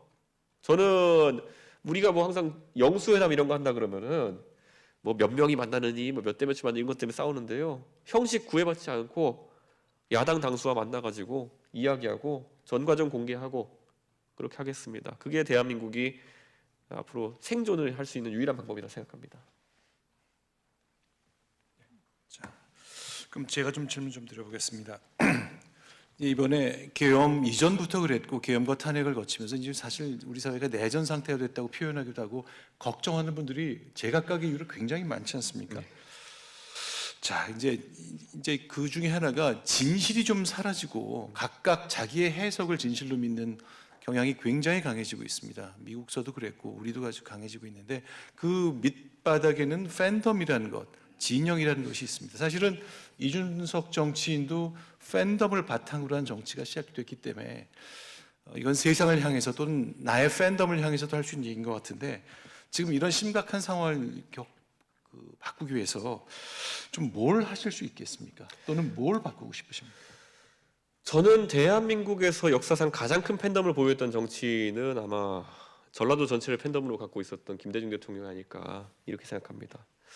그 팬덤은 참 특이했다는 생각을 해요. 그러니까 그 팬덤은 어쨌든 80년 5월 광주의 아픔이나 이런 것을 통해 가지고 거의 김대중이라는 정치인과 일체화 또는 내재화의 과정을 겪었고 그래서 그분이 그 뒤에도 어려운 정치의 과정을 대통령이 되실 때까지 10여 년간 겪으셨지만은 든든한 지원자가 되어줬죠. 제가 기억하는 것은 단 한 번도 김대중 대통령께서 그 거대한 팬덤을 누군가를 공격하는 데 직접적으로 지령을 내리거나 하진 않았다는 것이 기억에 납니다. 저는 그래서 그 팬덤이라는 것이 어쩌면 대한민국 민주주의 발전에 있어가지고 오히려 기여를 한 사례로 저는 기억될지도 모른다. 그런 생각을 합니다. 그와 반면 지금 일부 정치 지도자들이 운영하는 팬덤은 김대중 대통령의 그 팬덤과는 비할 바도 없을 만큼 작을 뿐더러 근데 그 작은 팬덤이 인터넷 문화라는 것과 결부되어 가지고 다른 사람을 공격하는 수단화가 된 것에 대해서 저는 굉장히 유감을 갖고 있습니다. 근데 저는 적어도 저에게도 일정한 지지층이 있고 함께하는 분들이 있지만은 제가 작년에 그 이낙연 대표 측이랑 이렇게 섣부른 통합을 했다가 거의 저희 팬덤한테 박살나가지고 정치 접을 뻔한 적이 있습니다. 그래서 저는 팬덤과의 관계라고 하는 것도 항상 팬덤에 뭐 끌려다니는 정치를 해서는 안 되겠지만은 그들이 어떤 문화를 형성해 나가느냐에 따라 가지고 저는 대한민국 정치에 긍정적인 기여를 할 수 있다. 그리고 그건 전적으로 정치인들이 어떻게 그들에게 소통하고 어떤 역할을 기대하느냐에 따라 달려 있다. 그런 생각합니다. 네, 이제 제가 팬덤도 여쭙고 이제 진실이 제각각의 네. 해석 때문에 여러 가지가 있는 것도 좀 여쭙었는데 그거를 이 다음 질문에 같이 좀 답을 해주시면 좋겠습니다. 사법부가 내린 결정 관련해서 이것 역시 제각각 해석하고 동의하고 반대하고 사사건건 해석이 따르고 비토가 붙습니다. 이제 뭐 앞으로 이번 최근에 헌재도 굉장히 큰 결정을 내렸고 또 내일 또 중요한 판단도 대법원에서 나올 겁니다. 이 사법부 불신의 시대, 진실이 제각각인 시대, 이걸 바꾸기 위해서 세상에 던지고 싶은 메시지랄까, 내가 행동을 해야 될 거는 이런 거다. 어떤 게 있을까요? 저는 대한민국에서 지금 입법, 행정, 사법 모두 다 국민의 불신을 받는 시대가 되어가고 있는 것이 개탄스럽게 느껴집니다. 이 삼권 분립의 민주주의 체계를 이룩하기 위해서 우리가 고생했던 시절도 있는데 이것을 무너뜨리기는 너무 쉽다는 생각을 하게 됩니다. 거기에 더해서 사실 이 자리에 언론인들이 많이 계시지만은 언론의 어쨌든 그런 명예나 이런 것들도 뉴미디어라고 하는 그런 새 영역에 의해 가지고 굉장히 훼손되기도 하고 또 때로는 공격받기도 하는 그런 상황이 발생하고도 있습니다. 그런데 우리가 여기서 봐야 될 것이 싸잡지 않았으면 좋겠습니다. 네, 우리가 보통 혐오나 이런 것들이 스테레오타이핑, 그러니까 싸잡아가지고 한 집단을 어떻게 평가하는 것에서부터 시작된다 하거든요. 우리가 흔히 말하는 뭐 사법부에서도 일부 판결에 대해 가지고 우리가 다소 우리 생각과 맞지 않는 판결이 나올 수 있다. 그랬을 때 너무 과장된 언어로 뭐 사법부가 통째로 넘어갔다라든지 이런 표현들을 쓰는 사람들이 있으면 그 극단주의자들은 좀 우리가 자제를 시켜야 되는 것이거든요. 예를 들어서 언론에서도 보면은 언론인들이 쓰는 기사에 대해 가지고 다소 뭐 과도하게 상업적인 기사를 썼다든지 이런 것 때문에 비판받는 경우가 있고 그래서 기레기라는 실제 용어를 쓰는 경우도 있고 한데 그게 언론 전체를 싸잡아가지고 공격하기 시작하면은 언론인들도 감정적으로 대응할 수밖에 없는 거거든요. 그러니까 저는 싸잡기, 그러니까 혐오의 기술이거든요. 그러니까 저는 그런 것에 대해 가지고는 우리 사회가 굉장히 냉철해져야 된다. 뭐든지 싸잡으면은 그때부터 사회 갈등이 양산되는 겁니다. 흑인은 다 이래, 아니면 이슬람 신도는 다 이래. 이렇게 하는 순간부터 죽기 살기로 싸우는 거고 전라도 사람은 이래, 경상도 사람은 이래, 이대남은 이래. 저는 언론에서부터 이런 싸잡는 용어를 좀 피하셔야 되는 것이 아닌가 이런 생각을 하고 저는 대한민국 사회 지도층도 그런 용어를 쓰지 않으려고 하는 것이 옳지 않나. 저는 이번에 굉장히 저는 그 탄핵 국면에서 민주당에도 강하게 지적했던 게 내란 세력 이런 거 너무 과장된 용어 쓰지 마라. 내란 세력, 국민의힘을 지지하는 사람이면 내란 세력이냐, 아니면은 내각에 있으면 내란 세력이냐 이렇게 쓰는 순간 그들이 결사항전할 수밖에 없다. 그게 얼마나 심각한 용어냐, 내란 세력이라는 용어가. 예전에 우리가 보면은 어느 누군가를 아니 뭐 통일에 대한 조금만 생각이 달라도 종북이라 낙인 찍어버리면은 사실 종북이 얼마나 심각한 용어입니까? 반역자 아닙니까 사실상. 북한 체제를 옹호한다고 하는 것은 친일은 얼마나 위험한 용어입니까? 친일 반민족 행위죠 아닙니까 원래 풀네임이. 그런데 이런 용어를 싸잡는 용어를 쓰기 시작하면서 극단적인 대립이 생겼다. 저는 그렇게 보고 있고요. 아까 진실에 대해서 얘기해 준 부분은요. 저는 언론사가 좀 더 용기를 냈으면 좋겠습니다. 아까 언론사가 비판을 받는다고 했지만은 사실은 그래도 언론의 팩트체크 기능이라든지 아니면 언론의 취재에 쏟는 이런 시간 이런 것들은 국민들이 존중하고 지켜보고 있습니다. 그런데 지난 부정선거 담론이나 이런 국면에서 언론은 제가 봤을 때 다소 비겁한 모습, 물론 정치인들도 비겁한 모습을 다소 보인 바가 있습니다. 제가 부정선거 담론을 꼭 집어서 얘기하자면요, 가장 비겁한 멘트가 이런 거죠. 부정선거는 없었지만은 일부 부실한 선거 관리의 측면이 있었다. 뭐 이런 거. 이거는 굉장히 저는 논조로서 이상한 논조입니다. 1000만 명 가까운 사람이 투표하는 선거에서 일부 뭐 종이가 뭐 예를 들어 접힘이나 아니면 뭐 이런 접착제가 묻어 있다 이런 거를 가지고 이걸 부실한 선거 관리라고 지적하는 순간 저는 이거는 만약에 그 언론사의 선거를 위탁해도 그걸 제대로 하지 못할 거거든요. 그런데 이런 게 오히려 그 부정선거론자들한테는 약간 면죄부처럼 돼버렸습니다. 그래서 봐라 어디 언론사 보니까 부실선거 맞다 그러더라. 네. 맞지? 내가 하는 말이 틀린 건 아니야. 그리고 그런 걸 가속화시키는데 때로는 언론사들이 조금 더 함익병 같고 이준석 같아져야 된다. 네, 저는 그런 생각합니다. 그럼 그 대목 관련해서 좀 예. 아주 간단한 질문입니다. 그러니까 이 서버를 건드리는 근본적인 부정선거는 없었지만 투표용지 뭐 인쇄나 이런 배포 과정에 일부 부실 관련이 있었다가 좀 비겁한 성격 규정이라고 말씀하셨는데 네. 이 후보가 생각하는 성격 규정 그거는 뭡니까? 어떤 그 말씀? 선거 그 서버와 용지와 관련된 그 저는- 대체할 수 있는 표현. 저는 제가 공학도로서 저한테 만약에 그런 비슷한 것에 대해 가지고 의견을 내라 그러면은 저는 완벽한 보완책들을 만들어내면 된다 그런 생각입니다. 원래 선거라는 거는 검증을 할 수 있는 것이 있어야 저희가 대조 검증을 할 수 있는 거거든요. 자 그런데 지금 부정선거를 주장하시는 분들은 간단한 육하원칙을 뚫어내지 못하고 계세요. 제가 그분들 많이 만나서 토론도 하고 그랬는데 언제 어디서 누가 어떻게 왜 무엇을 뭐 어떻게 해서 부정선거를 하게 됐냐를 물어보면 이 중에 단 하나도 나오는 게 없어요. 그럼 보통 나오는 게 중국이 했다, 문재인이 했다. 어떻게 했냐, 그건 모른다. 뭐 이런 식으로 이제 흘러가게 되는 거거든요. 저는 형식 논리부터 우선 검증을 하고 들어가야 되는 부분이 있는 거고요. 여기에서 만약에 선거 시스템에 대해 가지고 들어가 가지고 이런 조금씩 문제점이 있는 것들을 얘기한다고 한다면은 저는 그거 선관위의 반박 자료 같은 것들 적극적으로 저는 언론에서 보도해야 될 의무가 어느 정도 있다 이렇게 보고요. 실제로 저는 선관위 반박 자료에 상당한 논리적인 면이 있다고 좀 봤고요. 그 다음은 대안 제시입니다. 제가 컴퓨터공학도로서 만약 선거를 이렇게 완벽하게 설계한다면요, 오히려 전자투표를 하자고 할 겁니다.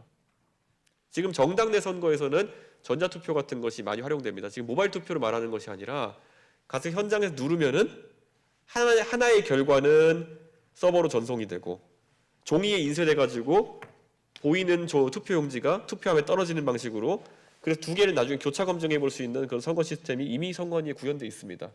그런데 이걸 도입하자든지 뭔가 대안을 제시하는 것이 있어야 될 텐데 지금 우리나라의 선거관리위원들 어차피 뭐 알바로 오시는 분들도 있고 거기에 선거 실무자들 중에 보면은 뭐 공무원인데 그냥 투입되는 분들도 있고 이분이 체계적인 선거관리 교육을 받은 분들이 아닌데 이분이 전국에 만여 개 되는 어떤 개표소나 아니면 투표소에서 발생하는 문제에 대해서 어떻게 책임을 질 수 있겠느냐. 저는 그런 것들을 자신감 있게 얘기해야 된다. 그냥 당위론에 빠져가지고 아니 그래도 한 표라도 잘못되면 안 되지. 저도 알아요. 그런데 그걸 그럼 구현을 어떻게 할 것이냐에 대해서는 현실적인 한계가 있다는 것을 저는 드러내서 얘기해야 되지 않을까. 저는 그런 생각이고 물론 이 담론의 과정 속에서 선동가들 때문에 언론사들이 상당한 공격도 받고 그래가지고 힘들어했던 걸 알고 있지만은 그래도 저는 진실을 보도하고 또 패기 있게 보도하는 건데 뭐 독재 정권 때 싸우던 것에 비하면은 저는 덜한 압박 아니겠습니까? 뭐 선동가들이 하는 것이. 예. 그러면 이제 제가 드렸던 질문은 예. 그러니까 서버를 건드린 근본적인 부정선거는 없었으나 관리부 용지 등의 관리 부실은 있었다는 언론의 성격 규정이 약간 좀 용감하지 못했다는 예. 거였고 제 질문은 그걸 대체할 수 있는 이준석 후보의 성격 규정은 뭐냐 이걸 좀 여쭙던 거죠. 저는 그냥 일반적인 1000만 명 단위의 선거에서 발생하는 네. 그냥 그런 뭐라 할까요? 오류 상황들이었다. 그리고 결국에는 대법원 판결을 통해 가지고 그러니까 제가 그냥 일례로만 말하자면은 뭐 배추님 투표지가 어떻게 됐다. 아니면 뭐 일장기 투표지가 어떻게 됐다. 그런데 그걸 나중에 대법원 판결을 통해서 보면은 오히려 일장기 투표지라고 그런 문제가 있는 투표지에 투표 결과를 분석해 보니 그 당시 문제를 제기했던 민경욱 의원의 투표가 훨씬 많았다. 그러면 선거 부정을 민경욱 의원이 주도했다는 거냐. 이런 논리적인 형식 논리적인 거로 후속 보도를 아주 세게 했어야 된다. 저는 그런 생각입니다. 알겠습니다. 자, 그럼 이제 그동안 쭉 몇 가지 이제 가장 요새 여론조사상 앞서가는 이재명 후보 관련된 말씀을 간간히 해주긴 하셨습니다만 이번 앞으로의 34일 동안의 선거 국면에 굉장히 관심 갖고 유권자들이 귀 기울일 만한 몇 가지 포인트 관련한 얘기를 좀 나눠보겠습니다. 먼저 김대용 앵커 좀 해주시죠. 지금 방금 말씀하신 것처럼 뭐 가장 강력한 후보 가운데 한 분, 그러면 이제 민주당의 이재명 후보가 될 수 있을 것 같고요. 근데 이재명 후보 관련된 정책 보면요, 약간 혼재되어 있는 메시지가 있는 것 같아요. 그거를 이제 이재명 후보의 설명을 들어보면은 이거는 탈이념이다, 좌도 우도 없는 거다. 그래서 기업 성장을 얘기하다가도 또 어떻게 보면은 상법 개정안이라든지 노란봉투법 같은 것들 또 통과시키기도 하고, 이게 유연성으로 보십니까? 아니면은 오락가락하는 걸로 보십니까? 철학의 부재 그리고 기초적인 교육의 부재, 저는 이렇게 생각합니다. 제가 좀 민감한 문제일 수도 있겠지만은 외신에 나가서도 제가 최근에 하는 말이, 트럼프 대통령이 관세 정책을 통해서 이렇게 우왕좌왕하는 것은 기초적인 철학의 부재 그리고 경제에 대한 명확한 이해 부재다. 사업가로서, 부동산 사업가로서 성공한 트럼프 대통령이 뭐 니보다 잘하겠지 이렇게 말하는 분들이 있을 수 있겠지만요, 정책의 영역은 완전히 다르다. 저는 그런 생각합니다. 기업의 이윤을 내기 위해서 도전하던 시대의 트럼프 대통령과 지금 거시경제를 이끌어 나가야 되는 그 역할은 다르다 보기 때문에, 저는 자유무역과 국제적 분업을 포기하고 나서 미국에 어떤 비전이 있는가. 미국은 실질적으로 지난 수십 년간 모든 제조업 기능을 해외 외주 줘왔습니다. 그런 상황 속에서 공산품의 대부분이 해외에서 생산되는 상황 속에서 거기에 대해서 관세를 100%씩 이렇게 때려버리는 선택을 하게 되면은 가장 복리후생에 타격을 입는 것은 트럼프를 찍었을 그런 상대적 저소득층이나 중서부의 그런 시민일 텐데 그게 유지될 수 있겠느냐. 그냥 그런 지적을 제가 동맹국 트럼프 대통령에게도 하는 것처럼, 이재명 대표는 제가 이렇게 말씀드릴게요. 그냥 먼저 그냥 아무거나 지르고 나서 그 다음에 갖다 붙이는 겁니다. 일반적인 패턴이 이래요. 이재명 대표가 할 줄 아는 건 매표니까 매표를 위해서 뭘 주겠습니다 먼저 얘기해요. 그 다음에 후속 질문이 들어오는 게 돈은 어디서 낼 건데, 그러면 희한한 자금 소스를 만들어냅니다. 지난 대통령 선거에서도 그랬어요. 이거 하겠습니다. 돈을 어떻게 댈래? 그러면은 거기서 제가 미처 그건 생각 못했네요. 이게 아니라 갖다 끌어대려고 하니까 뭐 기축통화국이 되면 됩니다. 뭐 이런 식 아닙니까? 기축통화국이 되면은 발권력이나 아니면 이런 국채 조달을 통해 가지고 할 수 있다. 그건 갖다 붙이는 거죠. 돈이 어디 있습니까? 이렇게 하는 질문에 대해서. 이번에도 이재명 대표가 여러 가지 뭐 기본 시리즈나 이런 것들을 본인이 내세우고 있으니까, 아니 그럼 돈은 어떻게 될 겁니까? 하니까 최근에 뭐 인터넷 타보니까 들어본 엔비디아라는 회사가 있는데, 그럼 우리도 엔비디아 같은 거 만들고 그 지분 30% 우리가 갖고 있으면은 배당으로 돈 땡겨가지고 세금을 없애고도 그런 걸 할 수 있다. 이런 표현을 정확히 씁니다. 근데 규모도 안 맞고요. 엔비디아가 어떤 회사인지도 모르는 거고, 일반적인 테크 자이언트가 성장주인지 배당주인지도 모르는 겁니다. 그런 어떤 세금을 대체할 만한 기업의 지분이라면은 배당주가 돼야 되는 것이거든요. 근데 성장주에 투자해가지고 계속 지분 팔면서 그러면은 국민들의 그런 세금을 대신 내주겠다는 것인지. 예전에 그런 것도 있어요. 아무 생각 없이 그 계양구 선거 나가고 이러면서 김포공항을 없애버리겠다. 그러니까 그 다음에 그럼 어떻게 됐습니까? 제가 그래 가가지고, 아니 김포공항을 없애면은 제주도에 있는 사람들은 관광업도 못하고 다 굶어 죽으란 얘기입니까? 그럼 앞부싸 이래 되거든요. 내가 생각이 짧았다. 김포공항을 없애버리겠다고 하면은 강서구나 아니면 양천구, 뭐 그 계양구 주민들은 좋아할지 모르겠지만은 제주도 있는 분들은 다 망하겠구나라는 생각을 하고, 아이고 제가 생각이 짧았습니다. 그것에 대한 대책은 따로 마련해가지고 말씀드리겠습니다. 다른 공항 대체지 만들겠습니다. 뭐 이런 식으로 가는 게 정상적인 정치인인데, 뭐라 답했냐면요. 앞으로 비행기는 수직이 착륙하니까 걱정 없습니다. 이런 식으로 갔어요. 지금까지 보잉이나 에어버스 같은 민항기 회사에서 수직이 착륙용 민항기를 대규모로 만드는 그런 200석, 300석짜리 만드는 경우는 없습니다. 그렇기 때문에 저는 이재명 대표의 이런 아주, 우리가 바둑을 둘 때도 한 수 앞을 내다보고 그 돌을 놓는데, 그러니까 저 같은 사람 만나면 계속 그런 지적만 당하는 거예요. 뭐 많은데 이건 어떻게 되는 거죠? 그러면은 미안합니다. 좀 다시 생각해 보겠습니다. 아니라 그냥 뜬금없는, 철학적으로도 경제학적으로도 말이 안 되는 얘기 계속 던지는 상황인데, 저는 이재명 대표의 그런 경제학이나 철학은 뭐 우리가 우왕좌왕이라 표현할 수도 없고요. 그냥 괴짜 경제학이다. 이렇게 얘기해야 될 것 같아요. 보통 영어로 프리코노믹스라고 이제 얘기하는데, 괴짜 경제학의 이재명이다 이렇게 말씀드립니다. 네, 지금 이재명 후보의 그 경제학 관련한 그 입장에 대해서 좀 평가를 해주셨는데요. 저는 이제 그 외교 관련한 이재명 후보의 그 입장에 대해서 좀 여쭤보고 싶습니다.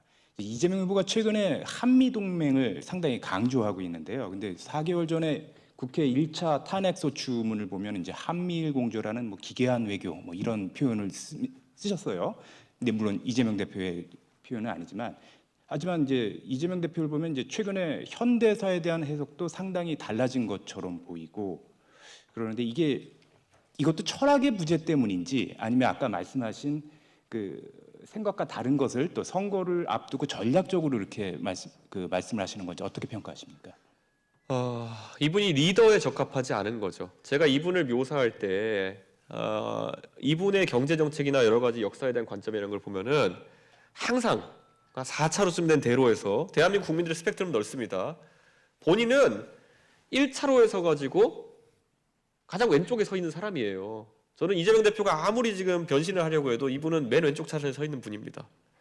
그런데 그냥 오른쪽 깜빡이를 넣고 있어요. 예, 자기가 오른쪽에 뭐 이렇게 전향할 것처럼. 정작 저는 확신합니다. 결국 나중에 이제 선거 끝나고 나면은 맨 왼쪽 차선에서 오른쪽 깜빡이 켜고 그냥 좌회전해서 왼쪽으로 갈 겁니다. 그러니까 이런 사람은 운전을 하면 안 되는 사람이거든요. 이분이 운전을 하면 안 되는 이유는 개인적으로 다른 이유도 있겠지만은 저는 이런 분들이 도로에 나가면은 진짜 대형 사고 내는 겁니다. 왜냐? 뒤에 따라오는 국민들도 위험하다고 생각하고요. 건너편 지켜보고 있는 다른 나라들도 이런 분을 맞닥뜨리면은 굉장히 놀랄 거예요. 저는 말 그대로 이분이 임기응변이 아니라 굉장히 실리적으로 그냥 이런 듣기 좋은 말 하는 형태로 진화하고 있는 것이 아닌가 저는 그런 생각하고 이재명 대표가 한미 동맹에 대해 가지고 과연 어떤 이해를 하고 있고 어떤 관점을 갖고 있는지 저는 굉장히 두렵습니다. 왜냐하면은 민주당의 대다수의 외교 쪽에 조언하시는 분들 같은 경우에는 한미 동맹에 대해 지금까지 우려스러운 발언 아까 소개해 주신 것처럼 그런 것들을 보여주신 분들이 있기 때문에 저는 지금도 왼쪽 깜빡이 계속 넣고 있다. 오른쪽 깜빡이 넣고 있으면서 왼쪽으로 갈 준비하고 있다 이런 생각입니다. 제가 이제 이준석 후보의 답변 중에 좀 생각이 나서 간단히 하나만 좀 여쭤보겠습니다. 이제 내가 생각이 짧았습니다 하고 좀 접어야 되는데 다른 얘기를 한다고 이제 지적을 해주셨는데 네. 사실 정치인들이 내 생각이 짧았습니다 하는 얘기는 참 어렵기도 하겠거든요. 그런 사례도 좀 보기가 힘든 것 같은데 혹시 이 후보는 그래 본 적 있어요? 제가 며칠 전에 그래서 사실 이 대선이 참 황당하다 이런 생각이 들어서 누가 지금 나와 있는 후보 중에 나랑 제일 생각이 비슷하고 관점이 비슷할까 했더니 이공계 출신으로 탄핵에 찬성했고 계엄에 반대하는 용기 있는 모습 보여준 안철수 의원이 떠오르더라고요. 네. 그 생각이 떠오르고 나니까 야 그럼 지금 와서 내가 인생의 중요한 지점에 서가지고 안철수 의원이랑 정말 내가 비슷한 사람이라는 걸 깨달았는데 내가 지금까지 한 바른미래당 때 저희가 약간 갈등이 있었던 뒤로 6년 가까운 시간 동안에 이 나랑 비슷한 생각을 가진 사람과 왜 내가 뭐 이렇게 갈등 관계를 가져왔는가 제가 굉장히 후회되더라고요. 그래서 제가 안철수 의원님을 응원하다라는 식으로 제가 먼저 공개적으로 이야기했고 그때 채널A에서 안철수 의원님이 또 긍정적인 화답을 해주셔가지고 저는 안철수 의원님과 그때 판교에서 만났을 때 제가 그냥 큰 마음 먹고 안철수 의원님이랑 이렇게 늦게 만나가지고 대한민국의 중요한 문제를 논의하게 된 것은 전적으로 제 잘못인 것 같습니다라고 말씀드렸거든요. 근데 저도 자주 하는 그런 말 하지 말하고 나니까 속이 참 편하더라고요. 그래서 늦었다 생각하면서도 그 생각이 드는 순간 앞으로 그런 얘기를 많이 하려고 합니다. 알겠습니다. 네. 자 이제 이재명 후보의 그 정책과 관련된 평가를 좀 들어봤고요. 이번엔 그 개인적인 얘기입니다. 이 명태균 씨 얘기인데 어차피 이제 과거 지향적인 일이기도 하지만 향후 몇 년간은 이준석 후보도 명태균 씨의 관계 관련해서는 뭐 좀 설명이 좀 필요한 대목이 있을 것 같고요. 명태균 씨하고의 관계를 좀 한마디로 얘기하면 어떻습니까? 명태균 씨와의 관계에 대해서 저는 처음부터 저 잘 아는 사람이에요. 그 사람 이렇게 얘기했어요. 네. 지난 대통령 선거 때 윤석열 후보가 정치를 하지 않던 인물이다 보니까 초기에 많은 사람들이 그 주변에 붙었죠.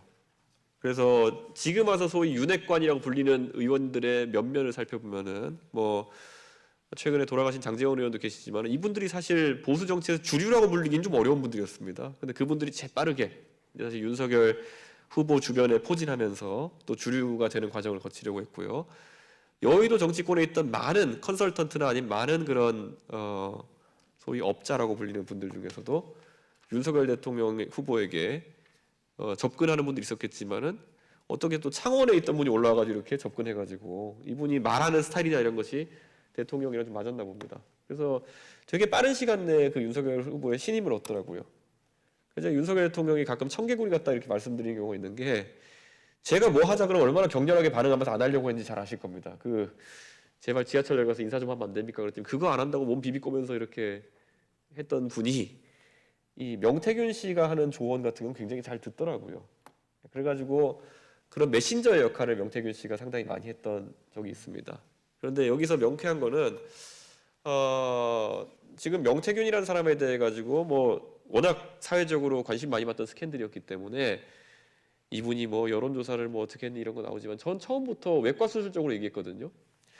김건희 여사에 대해 공천 개입 이야기를 할 때 2024년 그러니까 7불사에서 만났다고 할 때 그분이 제시했던 그것만으로는 저는 이거는 완결성이 없다라고 제가 판단해가지고 이거는 뭐 폭로의 대상도 안 된다고 제가 얘기했다. 지금 실제로 그게 사실로 드러나고 있죠. 언론사에 보도했던 내용을 보면은 나도 김영선 도와주고 싶지 그런데 뭐 어쩔 수 없다는 식으로 얘기했던 이게 어떻게 공천 개입일 수 있겠느냐 그런 것처럼 저는 지금까지 계속 저한테 그런 질의응답이 오고 질의가 올 때 저는 있는 그대로 얘기를 하고 있거든요. 그래서 저는 지금까지 제가 뭐 말한 부분에 대해서 모순되거나 배치되는 것은 없을 것이다 그런 생각을 합니다. 제 질문은 이제 이준석 후보와 명태균 씨의 관계인데 윤석열 대통령과 명태균 씨 얘기를 좀 더 많이 해주신 것 같고, 네. 근데 이제 최근에 보도 나온 거 보면 이 당대표 경선 때 당대표 선거 때부터 인연이 맺어져서 상당히 오랜 기간 카카오톡으로 문자로 상의하고 뭐 그런 장면이 나오는데 그러니까 두 분 사이의 관계, 신뢰 이런 건 어떤지요? 이렇게 보시면 될 것 같아요. 이제 저는 잘 아는 분이고 실제로 저랑 친분 관계 있었으니까 이분이 창원에서 올라온 사실 그런 여론조사업을 하는 업자류의 그 컨설턴트류의 사람인데 이분에게는 두 가지의 독립된 공간이 있었던 거예요. 뭐냐면은 그 전하 김종인 위원장이나 윤석열 대통령 같은 분들에게 이제 얘기를 하고 이럴 때는 여기는 그분이 레퍼런스를 얻기 위한 존재들이었던 것 같습니다. 내가 이런 사람들과 다니는 사람이야. 이 레퍼런스를 얻기 위해서 저희에게서 그래서 전하 김종인 위원장이나 윤석열 대통령에게는 뭐 금전적 요구라든지 아니면은 저희한테 무리한 요구라든지 아니면 뭐 이런 게 전혀 없었거든요. 그러니까 제가 그냥 단적으로 말하면 저한테 명태균 씨가 말을 놓은 적도 한 번도 없습니다. 네. 그래서 일부 언론에서 무슨 뭐 강혜경 씨의 말을 듣고 저한테 뭐 명태균 씨가 뭐 준서가 이렇게 제가 그래서 그런 얘기하는 분들한테 그 취재하는 언론인들한테 명태균 씨랑 저랑 대화하는 거 녹취 같은 거 들려준 적도 있어요. 깍듯이 저한테 얘기합니다. 그러니까 이 서울에 있는 사람들한테는 그런 레퍼런스를 찾는 사람들이었고 이분이 이제 원래 본인의 사업적 본거지인 창원에 가면은 여기서 이제 뭐 강혜경 씨라든지 뭐 얘기 나오는 김태일 씨 이런 사람들한테는 내가 서울에서 이런 사람이라는 얘기했어 이런 걸 좀 과장해서 얘기한 측면이 있는 것 같습니다. 그래서 이분의 녹취 같은 것들이 이제 그 창원에 있는 사람들이랑 한 녹취들이 이렇게 나오지 않습니까? 그게 지금 우리 국민들이 실제로 느끼는 점과 실제와의 괴리인 겁니다. 그래가지고 굉장히 김종인 위원장도 약간 황당하다는 반응이고 저도 이제 보면은 제가 가장 많이 하는 반응이 뭐냐면은 저는 강혜경 씨를 몰라요. 저는 강혜경 씨랑 얘기해 본 적도 없어요. 근데 강혜경 씨는 저를 되게 잘하는 것처럼 이제 막 여기저기 인터뷰하고 이러는데 이 보도들에 있어서 제가 처음부터 아쉬웠던 건 뭐냐면요. 보도에 보통 그 우리가 크로스 체크라고 하죠. 크로스 체크를 보통 어떻게 했냐면은 강혜경 씨가 먼저 어디 가서 제보한 내용을 강혜경 씨와 명태균 씨의 대화를 통해서 크로스 체크합니다. 근데 강혜경 씨는 전화 아니면 서울에 있는 사람을 본 적이 없기 때문에 강혜경 씨가 아는 모든 내용은 명태균 씨가 그 사람한테 전달했을 내용이거든요. 그러니까 A랑 A-를 서로 검증해가지고 크로스 체크가 됐습니다 하고 기사 나가는 경우가 굉장히 많다는 거죠. 그러니까 크로스 체크라는 거는 예를 들어 김종인 위원장과 명태균 씨 사이에 있었던 일이라면은 김종인 위원장 측 사람과 명태균 씨 측 사람 간의 이런 내용이 검증돼서 보도가 돼야 되는데 김종인 위원장이랑 이런 일을 했다라고 하는 것을 명태균 씨가 강혜경 씨한테 얘기해 주면은 그 명태균 씨의 얘기와 강혜경 씨 얘기를 서로 크로스 체크해가지고 보도 나가는 양태가 있는데 저는 그런 것들이 좀 초기에 경마식 보도가 좀 있지 않았나 그런 생각을 합니다. 뭐 길게 할 얘기는 아니니까 그냥 예. 한 가지만 아주 간단히 정리하고 예. 명태균 얘기는 마무리 짓겠습니다.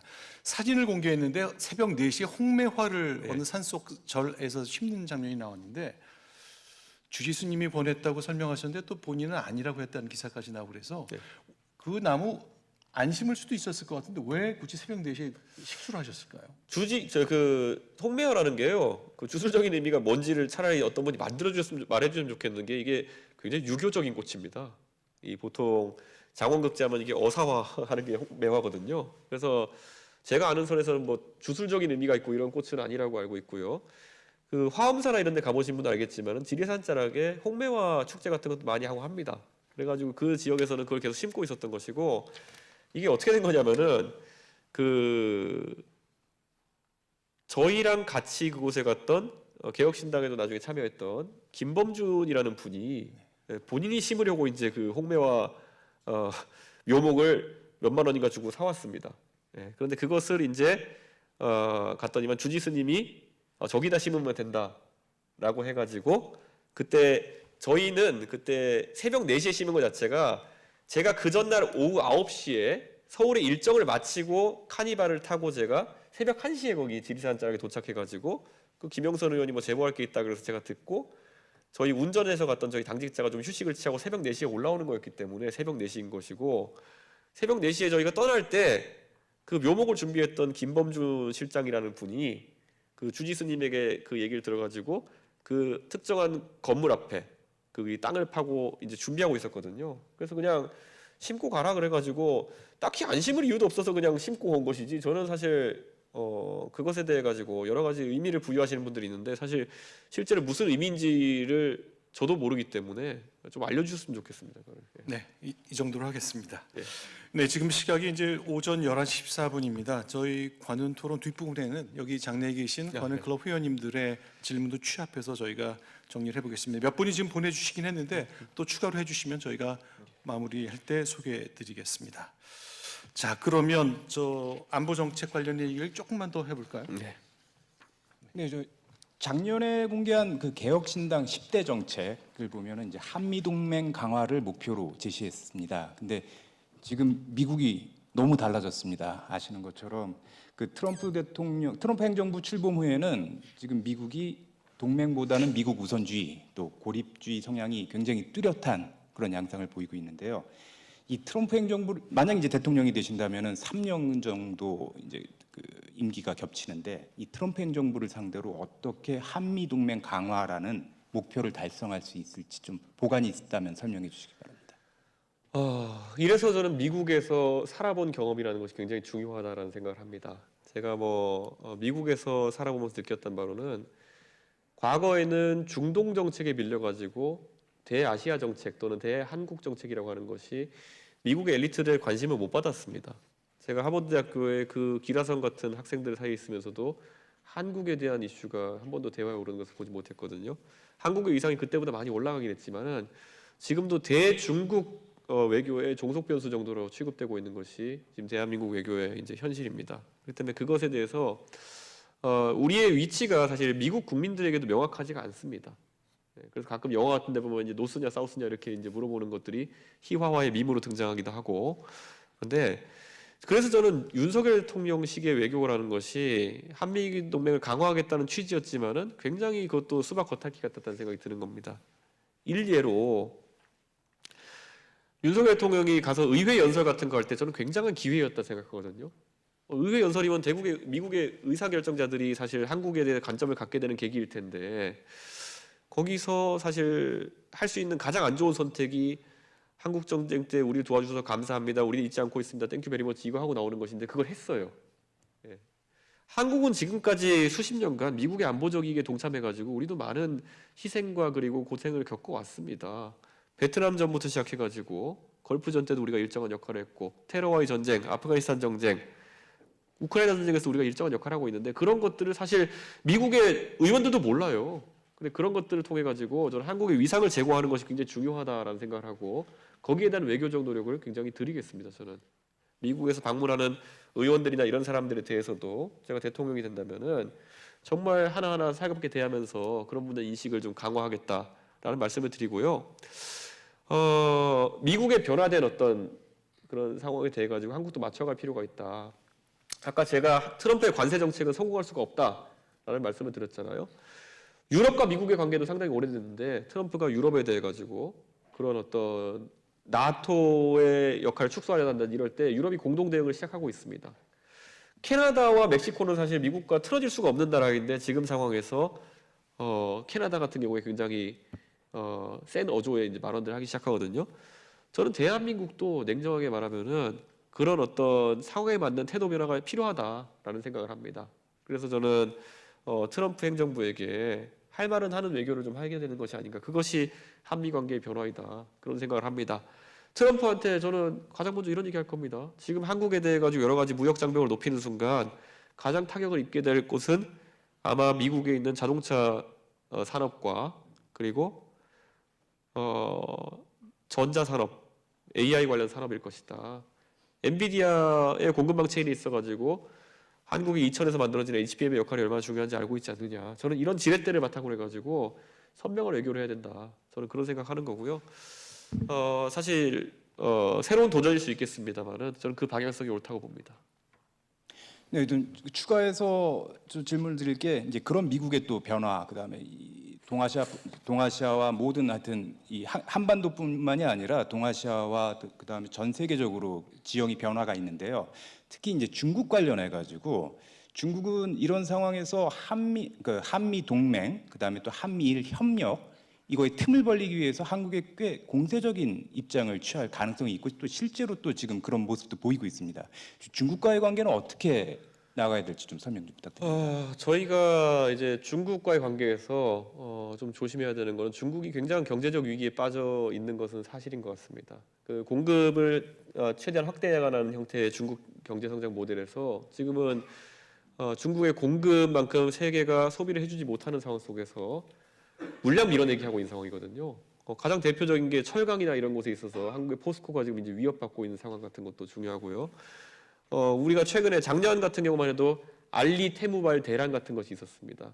어떻게 1불짜리 물건을 샀는데 배송비도 없이 한국까지 날아 들어오냐. 그것은 공급을 통해 가지고 물량 밀어내기를 중국이 하고 있다는 그런 이야기거든요. 저는 우리가 대중국으로는 적절한 환율 정책 같은 것을 저희가 펴서 그런 일이 실제 우리 산업 자체를 무너뜨리지 않게 하는 것이 중요하다. 지금 포항이나 이런 곳들 가보면은 철강 산업 같은 경우 굉장히 위험한 상황이 됐고 여수에도 석유화학단지가 지금 이제 사실상 경쟁력을 잃어가고 있는 상황이거든요. 이걸 방어하기 위한 적절한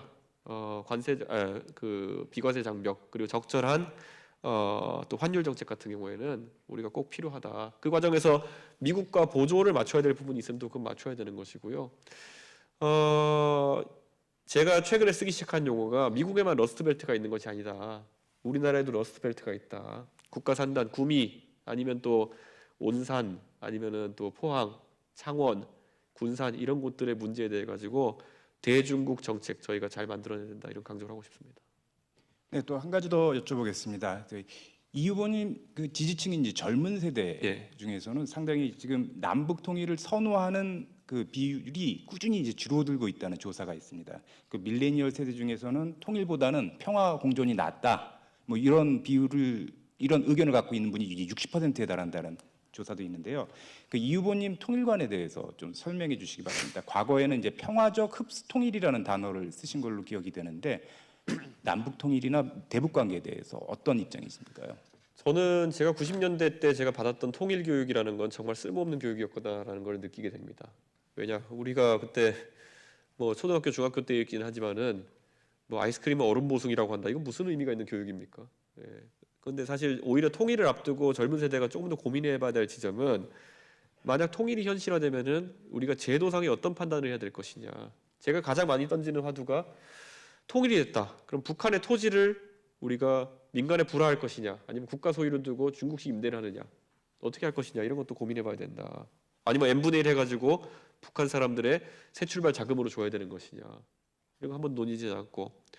자 그러면 김정은을 어떤 사람으로 규정할 것이냐. 우리는 사실 천안함 사태, 천안함 폭침 등을 일으킨 굉장한 범죄자로 지금 보고 있는 관점이 공식적인 관점인데, 그럼 만약에 김정은이 평화 통일에 합의를 하게 되면은 그 사람에 대해서 면책을 할 것이냐. 동독과 서독의 관계에 있어서 가지고 그때는 물론 서독이 동독을 흡수 통일한 것이지만 서독은 호네커를 법정에 세웠습니다. 호네커가 동독 주민이 탈출하는 것을 총살하도록 했다는 것 때문에 호네커를 법정에 세우고 재판받다 죽었거든요. 김정은한테도 그렇게 하겠느냐? 그러면 김정은이 호의적으로 반응 안 할 텐데. 북한이 어떤 것까지 인정하겠느냐? 우리가 국립묘지가 있다 그러면 혁명열사릉도 국립묘지를 인정할 것이냐? 이런 주제를 던지면은 오히려 통일에 대해서 더 젊은 세대에 가깝게 느껴지고 재밌게 생각합니다. 이런 화두들에서. 그런데 지금까지는 사실 이런 것들이 테이블에 많이 안 올라왔었거든요. 저는 적극적으로 그런 걸 테이블에 좀 올리고 싶고요. 통일을 저는 하나의 기회로 봅니다.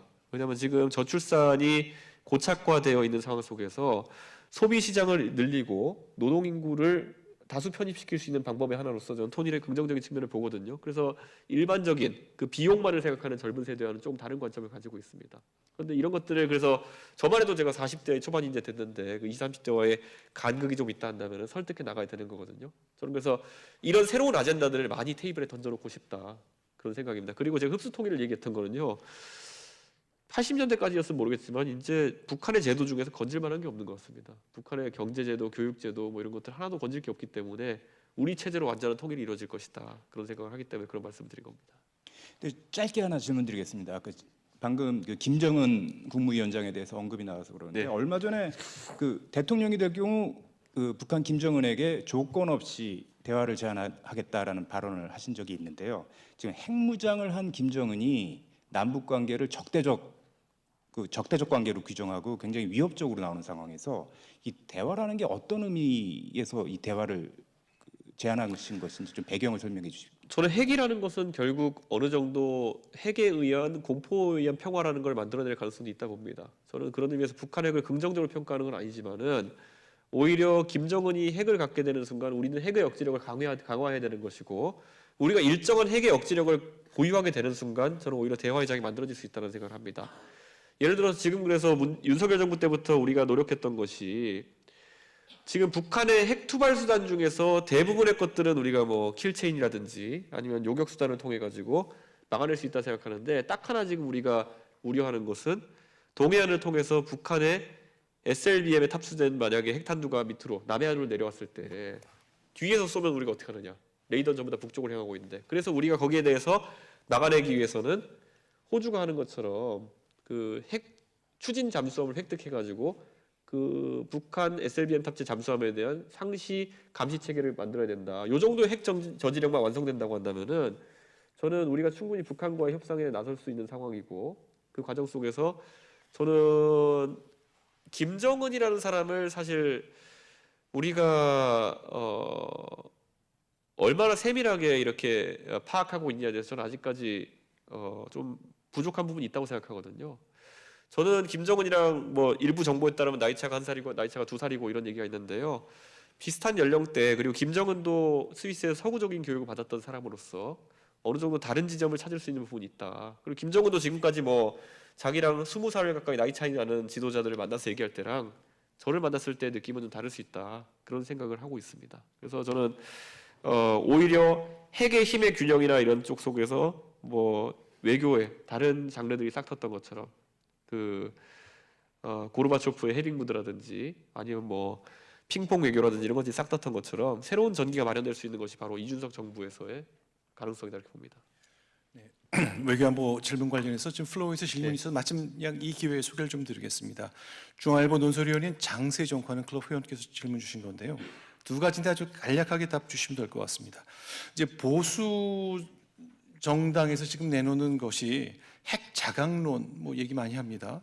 자체 핵무장도 있고 전술핵 재배치도 있고 아니면 일본 수준의 핵 재처리 기술을 갖추는 것 뭐 이런 것이 있는데 관련된 생각이 어떤 건지 간단히 좀 설명해 주셨으면 좋겠고 트럼프와 새로운 대통령이 탄생해서 이게 가령 이준석 후보가 대통령이 되는 경우에 주한미군을 감축하겠다. 대만 해협에 아주 적극적으로 주한미군을 투입하겠다고 할 때 거기에 대한 대응이나 견해는 어떠신지 좀 설명해 주십시오.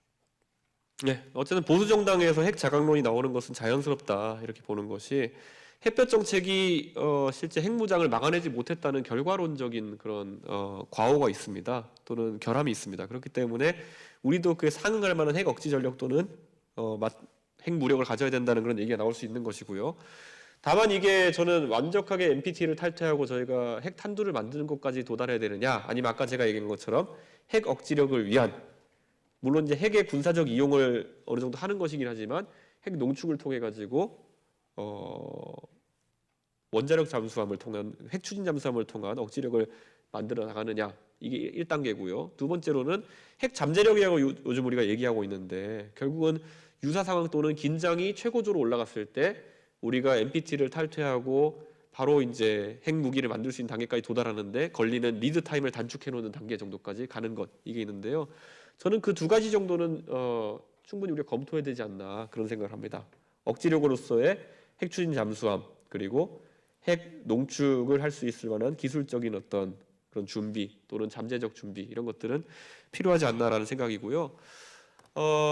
주한미군. 주한미군 같은 경우에는 저는 이것은 감축 여부가 오로지 미국의 안보적 이해에 따라서 결정될 것이라고 좀 예측하는 상황입니다. 실제로 과거에 그 이라크 전쟁이 발발하면서 상당한 수의 지상군 정력이 한국에서 이탈해가지고 아직까지 그것이 채워지지 않고 있는 상황이거든요. 저는 이것은 미국의 안보적 이익과 관련된 상황이고 대만과의 분쟁 가능성이나 이런 것들이 존재하는 상황 속에서 주한미군 철수가 크게 대두될 것 같지 않다 이런 생각이고 그래서 저는 미국과 만약에 분담금 협상이라든지 이런 거 있다고 했을 때 우리가 너무 저자세로 나갈 필요는 없을 것이다 이런 생각을 좀 하게 됩니다. 만약에 분담금 협상을 하게 된다면은 오히려 저는 이런 철수나 이런 압박에 의해서라기보다는 아까 말했던 우리의 핵 억지력과 핵 잠재력을 확보하기 위한 협상의 수단으로 활용해야 된다 그런 생각하고 있습니다. 그 이준석 후보께서는 지금 대선 후보 중에 유일하게 이공계 출신이잖아요. 그리고 아까 기조연설에서도 말씀하셨듯이 그 과학기술에 대한 중요성을 계속 강조를 하셨습니다.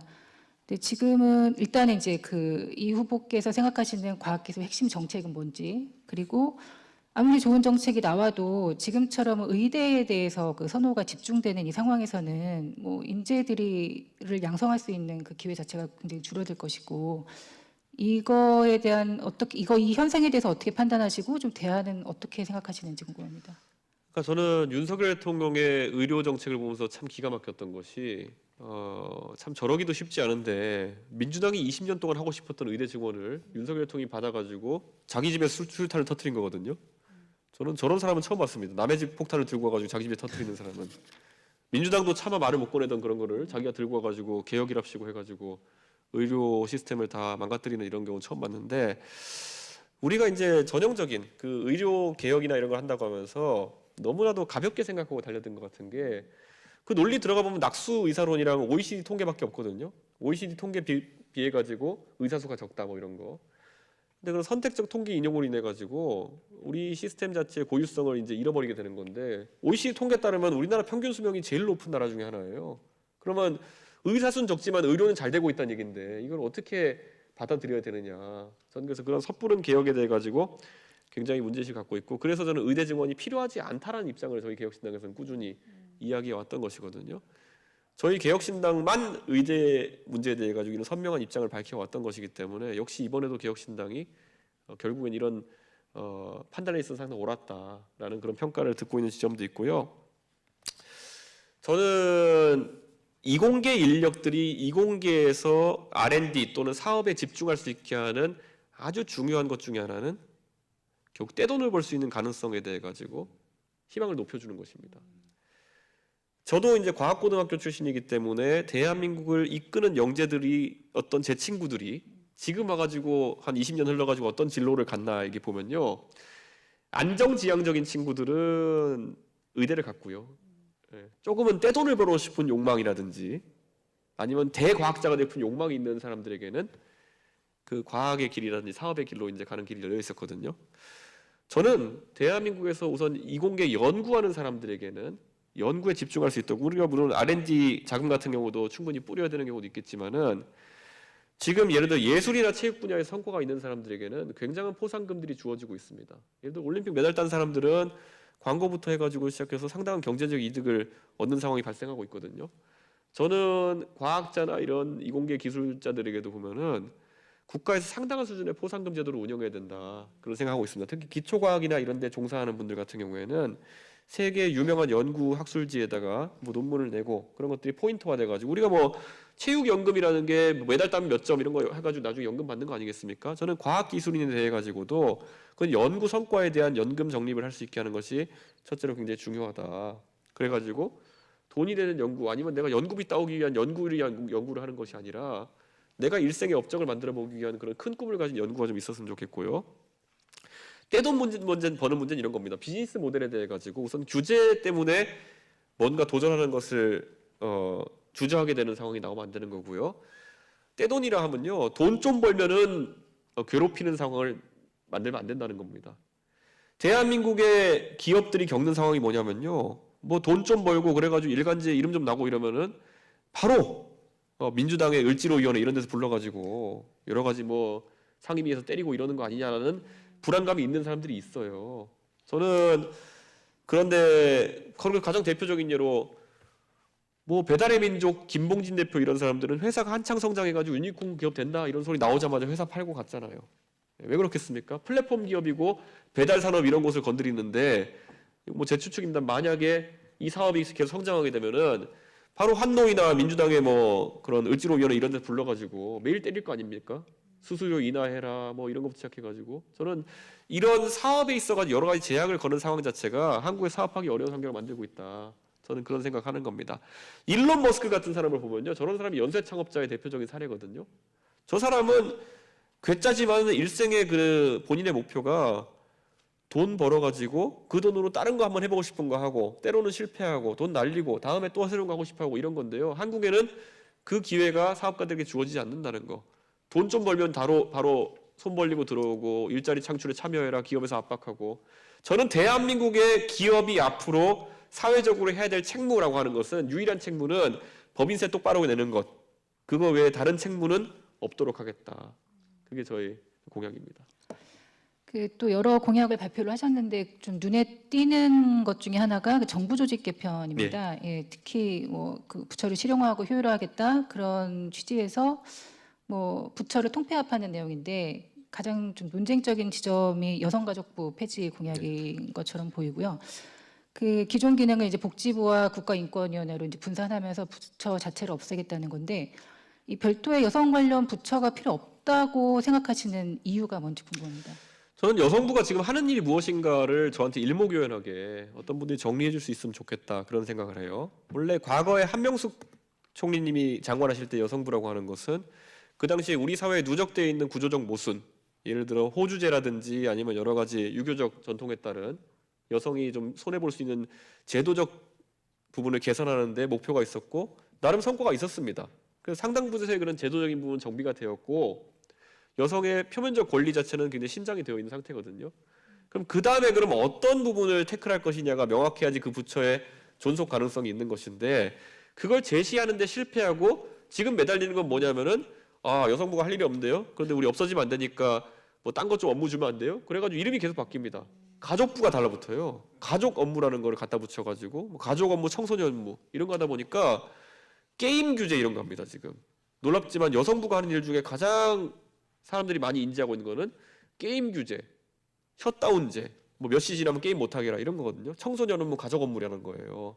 근데 그런 거 자체가 오히려 부처의 존속을 위해 자꾸 일을 만들어내는 것이 아니냐 이런 인식을 갖게 되는 거고 이 부서가 이제 존재하면서 존재 이유를 만들기 위해서 자꾸 캠페인을 합니다. 캠페인이 여성의 인권이나 권리를 증진하기 위한 캠페인 이벤트를 자꾸 만들다 보니까 캠페인을 만들기 위해서는 현상을 뭔가 교정의 대상으로 만들어야 되는 거예요. 그럼 자꾸 그 현실과 다른 교정의 대상을 만들어냅니다. 현실과 다른 것을. 네, 저는 그래서 이게 계속 오히려 없는 어떤 갈등 같은 걸 만들어내기도 하기 때문에 이제는 이게 수명이 다한 것이 아닌가 이런 생각을 하고요. 이제 저는 여성의 인권뿐만 아니라 성소수자 인권이라든지 아니면 보편적으로 약자에 해당하는 인권 문제는 그냥 국가 인권에서 다뤄야 되는 시기가 왔다. 저는 그런 생각을 합니다. 그래서 저는 여성가족부 그리고 이거는 전형적인 저희가 다른 부처에 대해서도 수술할 때 이제 얘기했던 건데 부처의 이름이 뭐가 들어가 있어야지만 그 업무가 살아있다고 생각하는 것 때문에 괴이스러운 부처 이름이 너무 많아요. 중소기업 벤처부 뭐 이런 거 아니면 보건복지 뭐 가족부 아니면 뭐 이름 긴 거 농림수산식품부 뭐 이런 거 있잖아요. 저는 이름은 간단해야 된다. 옛날에 재무부, 내무부, 뭐 교육부 이렇게 하는 것처럼 간단해야 되는데 이게 전형적인 선거 때마다 뭘 자꾸 이름만 붙이면은 우리 쪽이 대표받는 문화체육관광부 뭐 이런 거. 저희는 그냥 문화부로 바꾸겠다고 얘기했거든요. 저는 좀 이런 허례허식을 좀 덜어내는 개혁이 필요하다는 생각을 합니다. 그 뭐 현실과 다른 갈등을 이제 여성부가 만들어내고 있다라고 말씀을 하셨는데 실제 뭐 노동시장에서 뭐 성별 임금 격차, 뭐 경력 단절 뭐 이런 문제가 있고 또 디지털 성범죄, 뭐 교제 폭력, 뭐 여러 가지 사실 여성 폭력과 관련한 이슈도 계속 나오고 있는 상황이고요. 그럼 이런 거에 대한 해결 방안은 좀 어떤 식으로 모색할 수 있는지, 또 예전에 이제 윤석열 전 대통령 같은 경우에는 구조적 성차별은 없다 이렇게 얘기를 했는데 거기에 이 후보도 동의하시는 건지 궁금합니다. 저는 방금 전에 말씀하신 뭐 데이트 폭력 같은 문제도 데이트 폭력은 법무부에서 담당해야 되는 것이죠. 이걸 정말 힘도 없고 능력도 없는 여성가족부가 다루게 되는 순간 바로 캠페인이 되는 겁니다. 예. 계속 이제 피켓 들고 이거만 하면서 여성 폭력을 없애시다 뭐 이런 것만 이제 하게 되는 상황이 돼서 돈만 쓰고 변화는 없는 그런 상황이 되는 것이고요. 여성과 예를 들어 남성 간의 임금 격차가 동일 노동에 대해 실제 존재한다고 하면은 그건 노동청 가야 되는 사안입니다. 예를 들어 어떤 언론사에서 공채를 통해 가지고 신입 기자를 여성과 남성을 뽑았는데 똑같은 일을 하고 똑같은 경력을 쌓아가는데 불구하고 임금에 차별이 있다? 그거는 그 회사의 노동조합과 노동청에서 다뤄야 되는 문제이지 그걸 여성부가 다룬다 해가지고 달라질 것이 없다. 저는 그러니까 이게 소위 흔히 우리가 짬처리라고 하는 얘기처럼 제가 가장 싫어하는 게 청년 정치인입니다. 예, 저한테 누가 청년 정치인이라는 얘기를 붙이려고 할 때만 저는 다 거부해왔거든요. 그래서 제가 놀랄만치 제가 지금까지 10몇 년 동안 정치하면서 저한테 청년 정치인이라고 하면은 제가 인터뷰에서 항상 거부해왔거든요. 경제라는 것에서 청년 일자리를 따로 떼놓고 생각한다는 것이 가능하지가 않거든요. 경제가 발달하게 되면은 당연히 회사가 기업이 활동을 하고 그러면 청년 일자리도 생기고 노인 일자리도 생기고 뭐 이렇게 되는 것이지 청년 일자리만 따로 만들어야 된다 이런 희한한 주문 상황을 넣게 되면요. 그럼 문재인 정부 같아서 어떻게 이제 파퓰리스트적으로 움직이냐면은 청년 일자리만 만드는 방법 뭐가 있겠습니까? 청년 인턴 아니면은 공무원 늘리기. 오히려 대한민국의 안 좋은 방향으로 결론내게 돼 있거든요. 전 지금도 마찬가지예요. 그러니까 여성에 특화된 진짜 문제가 있다고 한다면은 그게 뭔지가 좀 특정이 돼야 되는데 대부분의 경우에는 그게 여성만의 정책이라고 귀결되기 어려운 것들이 많아가지고 아이템을 전혀 못 찾고 있는 그런 상황이다.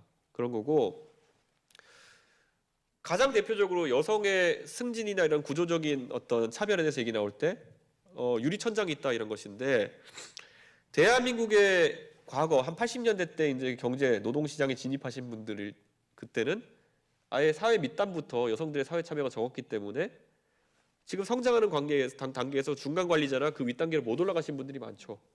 근데 가장 대표적으로 그것에 대한 반례가 되는 게 뭐냐면은 교사의 영역 같은 경우에는 이미 80년대, 90년대부터 여성들이 상당수 그 교사라는 직역에 진입을 했고 그래서 신규 임용교사의 70% 가까이가 여성인 상황이 90년대, 2000년대부터 발현이 됐거든요. 그러다 보니까 지금은 교장, 교감 선생님의 절반 이상이 여성분입니다. 그 말인즉슨 우리가 하부부터 그런 어떤 그 수치 변화가 생기면서 점진적으로 이 변화가 오는 것인데 지금 여성계 일부에서 주장하는 건 뭐냐면은 안 된다. 지금부터 당장 5대5를 만들어야 된다. 이런 얘기를 하면서 오히려 갈등을 양산하는 거거든요. 밑에 처음에 20년 전에 입사할 때 성비가 차이 나는데 지금 갑자기 20년 뒤에 관리자급의 성비를 5대5로 맞추자 그러면은 그게 역차별의 가능성이 생기는 것이고 그게 실제 지금 남녀 간의 젠더 갈등의 상당한 본질이 되고 있는 것이거든요. 근데 이런 5대5 젠더 상황을 계속 주장하는 쪽이 오히려 그런 여성주의 운동하시는 분이라 가지고 오히려 저는 그게 사리에 맞지 않는 주장들이고 그런 부분들을 여성부가 쫓아가면 큰일 난다. 저는 그런 생각을 합니다. 저는. 자, 저희가 약속한 시간은 원래 11시 40분이었는데 오늘 토론이 굉장히 열띠게 진행되고 이준석 후보가 예.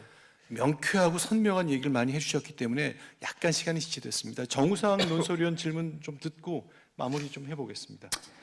예, 이번 그 계엄 사태에서 봤듯이 이 대한민국 대통령은 군 통수권자입니다. 군 통수권자로서의 대통령의 역할이 얼마나 중요한지 이번 계엄 사태를 통해서 우리가 봤어요. 이번에 이제 대선 후보로 나온 유력 후보인 이재명 후보도 군 미필이고요. 우리 이준석 후보 역시 산업기능요원으로 군을 마쳤습니다. 이 산업기능요원으로 군필을 했다는 것이 군 통수권자로서의 어떤 역할에 있어서 뭐 장점이 될 수는 없을 사안인데 이 문제는 어떻게 좀 보완해 나가실 건지 하나랑 두 번째 그 군 장교 오늘 그 복무단축 그 공약 발표하셨습니다. 이 포퓰리즘과 계속 좀 그 비판을 해오셨는데 지금 우리 병력 상황에서 군 장교 복무를 또 2년을 단축한다는 또 하나의 포퓰리즘 아닌가라는 생각도 드는데요. 우선 뭐 지금까지 보수 정권은 군 미필이 많았습니다. 이게 왜 그런지 모르겠는데요. 박근혜 대통령 여성이니까 병역을 하지 않으셨고, 그다음에 윤석열 대통령은 부동시 때문에 안 하셨던 그런 상황이었는데, 저는 이제 산업기능요원을 했고, 그래서 기초군사훈련까지 받았던 사람이기 때문에 총은 쏠 줄 압니다.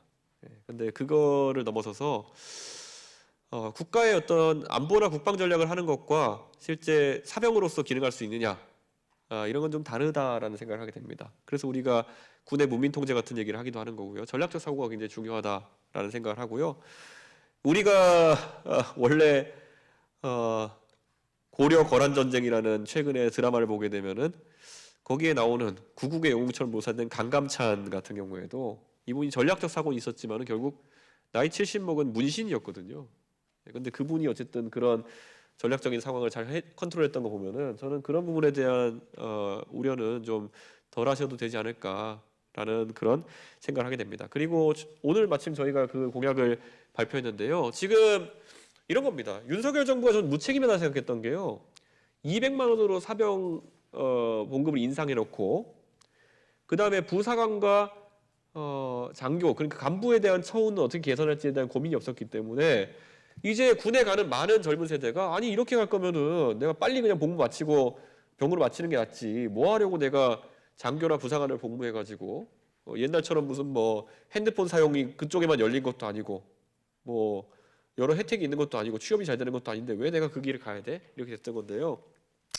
그래서 저희가 이제 이걸 방치하지 않기 위해서 아마 대선 주자 중에 저희만 아마 이 문제를 좀 건드리고 있는 것 같은데요.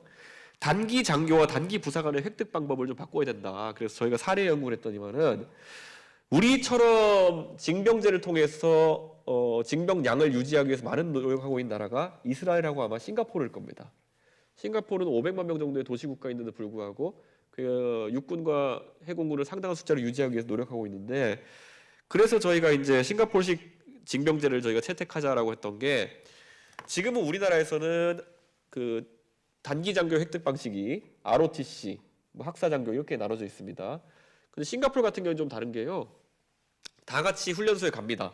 기초 군사 훈련이라고 하는 거죠. 거기 BMT라고 하는 기초 군사 훈련 가면은 거기서 하는 걸 보고 상위 수료자 5%를 장교로 임관시키도록 하고 그 다음에 차상위 15%를 부사관으로 임용시키게 하고 그 다음에 나머지 80% 정도를 이제 병으로 입대하도록 하는 그런 형태의 제도를 하고 있는데 물론 그 장교나 부사관에 해당하는 사람들에게는 추가적인 OCS 교육, 그러니까 장교나 아니면 부사관 학교 교육을 받게 하는 형태로 이제 설계된 거죠. 이렇게 했을 때는 사실 이 세 가지 영역의 복무 여건을 비슷하게 맞춰줘야 되는 그런 문제가 있는 거거든요.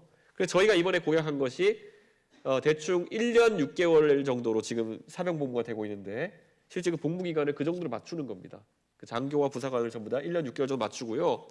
다만 우리가 장교나 부사관에 대해 가지고는 일반적인 기초군사훈련 외에도 장교나 부사관으로서의 능력을 수행하기 위한 그 장교화 교육, 부사관화 교육이 있기 때문에 이 4개월 정도의 추가 교육을 집어넣어 가지고 한 저희가 2년 정도의 복무 기간을 맞추게 되는 겁니다.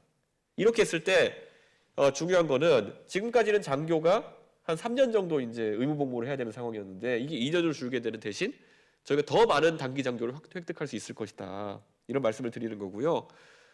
지금까지는 이 장교 교육이라는 것을 ROTC는 학교 다니면서 받고 학사 장교는 졸업하고 나서 이제 학사학위가 있으면 이제 교육을 받는 형태로 가게 되는데요. 저희가 이제 바꿔놓은 게 사실 군 복무하시는 그 나라를 위해 그 군 복무하시는 분들이 학업에 최대한 지장이 없었으면 좋겠다. 그래서 지금 이건 사병부터 적용되는 건데요. 기초 군사훈련, 그러니까 우리 훈련소 가는 거를 1개월어치를 떼내 가지고 미리 받을 수 있게 했습니다. 방학 중에 미리 받을 수 있게 해가지고선 1개월 단축시키고요.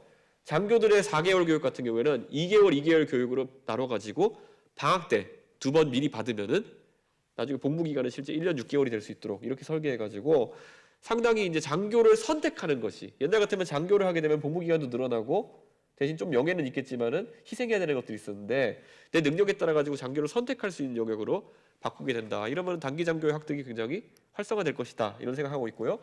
단기 장교나 단기 부사관으로 그 병역을 마친 분들에게는 그 복무한 기간만큼 저희가 대학 등록금 지원을 할 수 있도록 한다. 이게 지금 저희의 아닙니다. 그래서 이 문제에 대해서는 뭐 아직 다른 후보들이 선명한 안을 내신 걸 제가 보지 못했는데 저희는 이런 문제도 다 이미 고민하고 있다 이런 말씀을 드리겠습니다. 알겠습니다. 네, 지금 이제 11시 49분이 됐는데 달려오다 보니까 무려 1시간 50분이 됐습니다. 여러분 어떻게 들으셨는지 모르겠는데 참 열정적으로 자신의 생각을 정치, 경제, 안보, 병역, 사회 이슈까지 다양한 말씀을 해주셨습니다. 자, 이제 마무리할 시간입니다. 저희 오늘 관훈 토론 끝까지 경청해 주신 이 플로어에 계신 관훈 클럽 회원 여러분, 그리고 유튜브를 통해서 생중계 보시는 많은 분들께 감사의 말씀드립니다. 그리고 쉽지 않은 질문도 있었을 텐데 끝까지 열정적으로 말씀해 주신 이준석 후보께도 감사의 말씀 다시 한번 드리겠습니다. 자, 이제 대선 후보들의 정치와 정책 그리고 철학을 묻는 저희 관훈 클럽의 대선 토론은 계속되겠습니다. 아직 구체적인 날짜는 확정된 게 없지만 속속 대선 후보들이 정해지고 있기 때문에 계속 이어갈 것을 여러분께 약속을 다시 드리겠습니다. 오늘 함께해 주셔서 고맙습니다. 감사합니다. 네, 수고 많으셨습니다. 저 관훈클럽 사무국장입니다. 김승연 총무와 이준석 후보께서는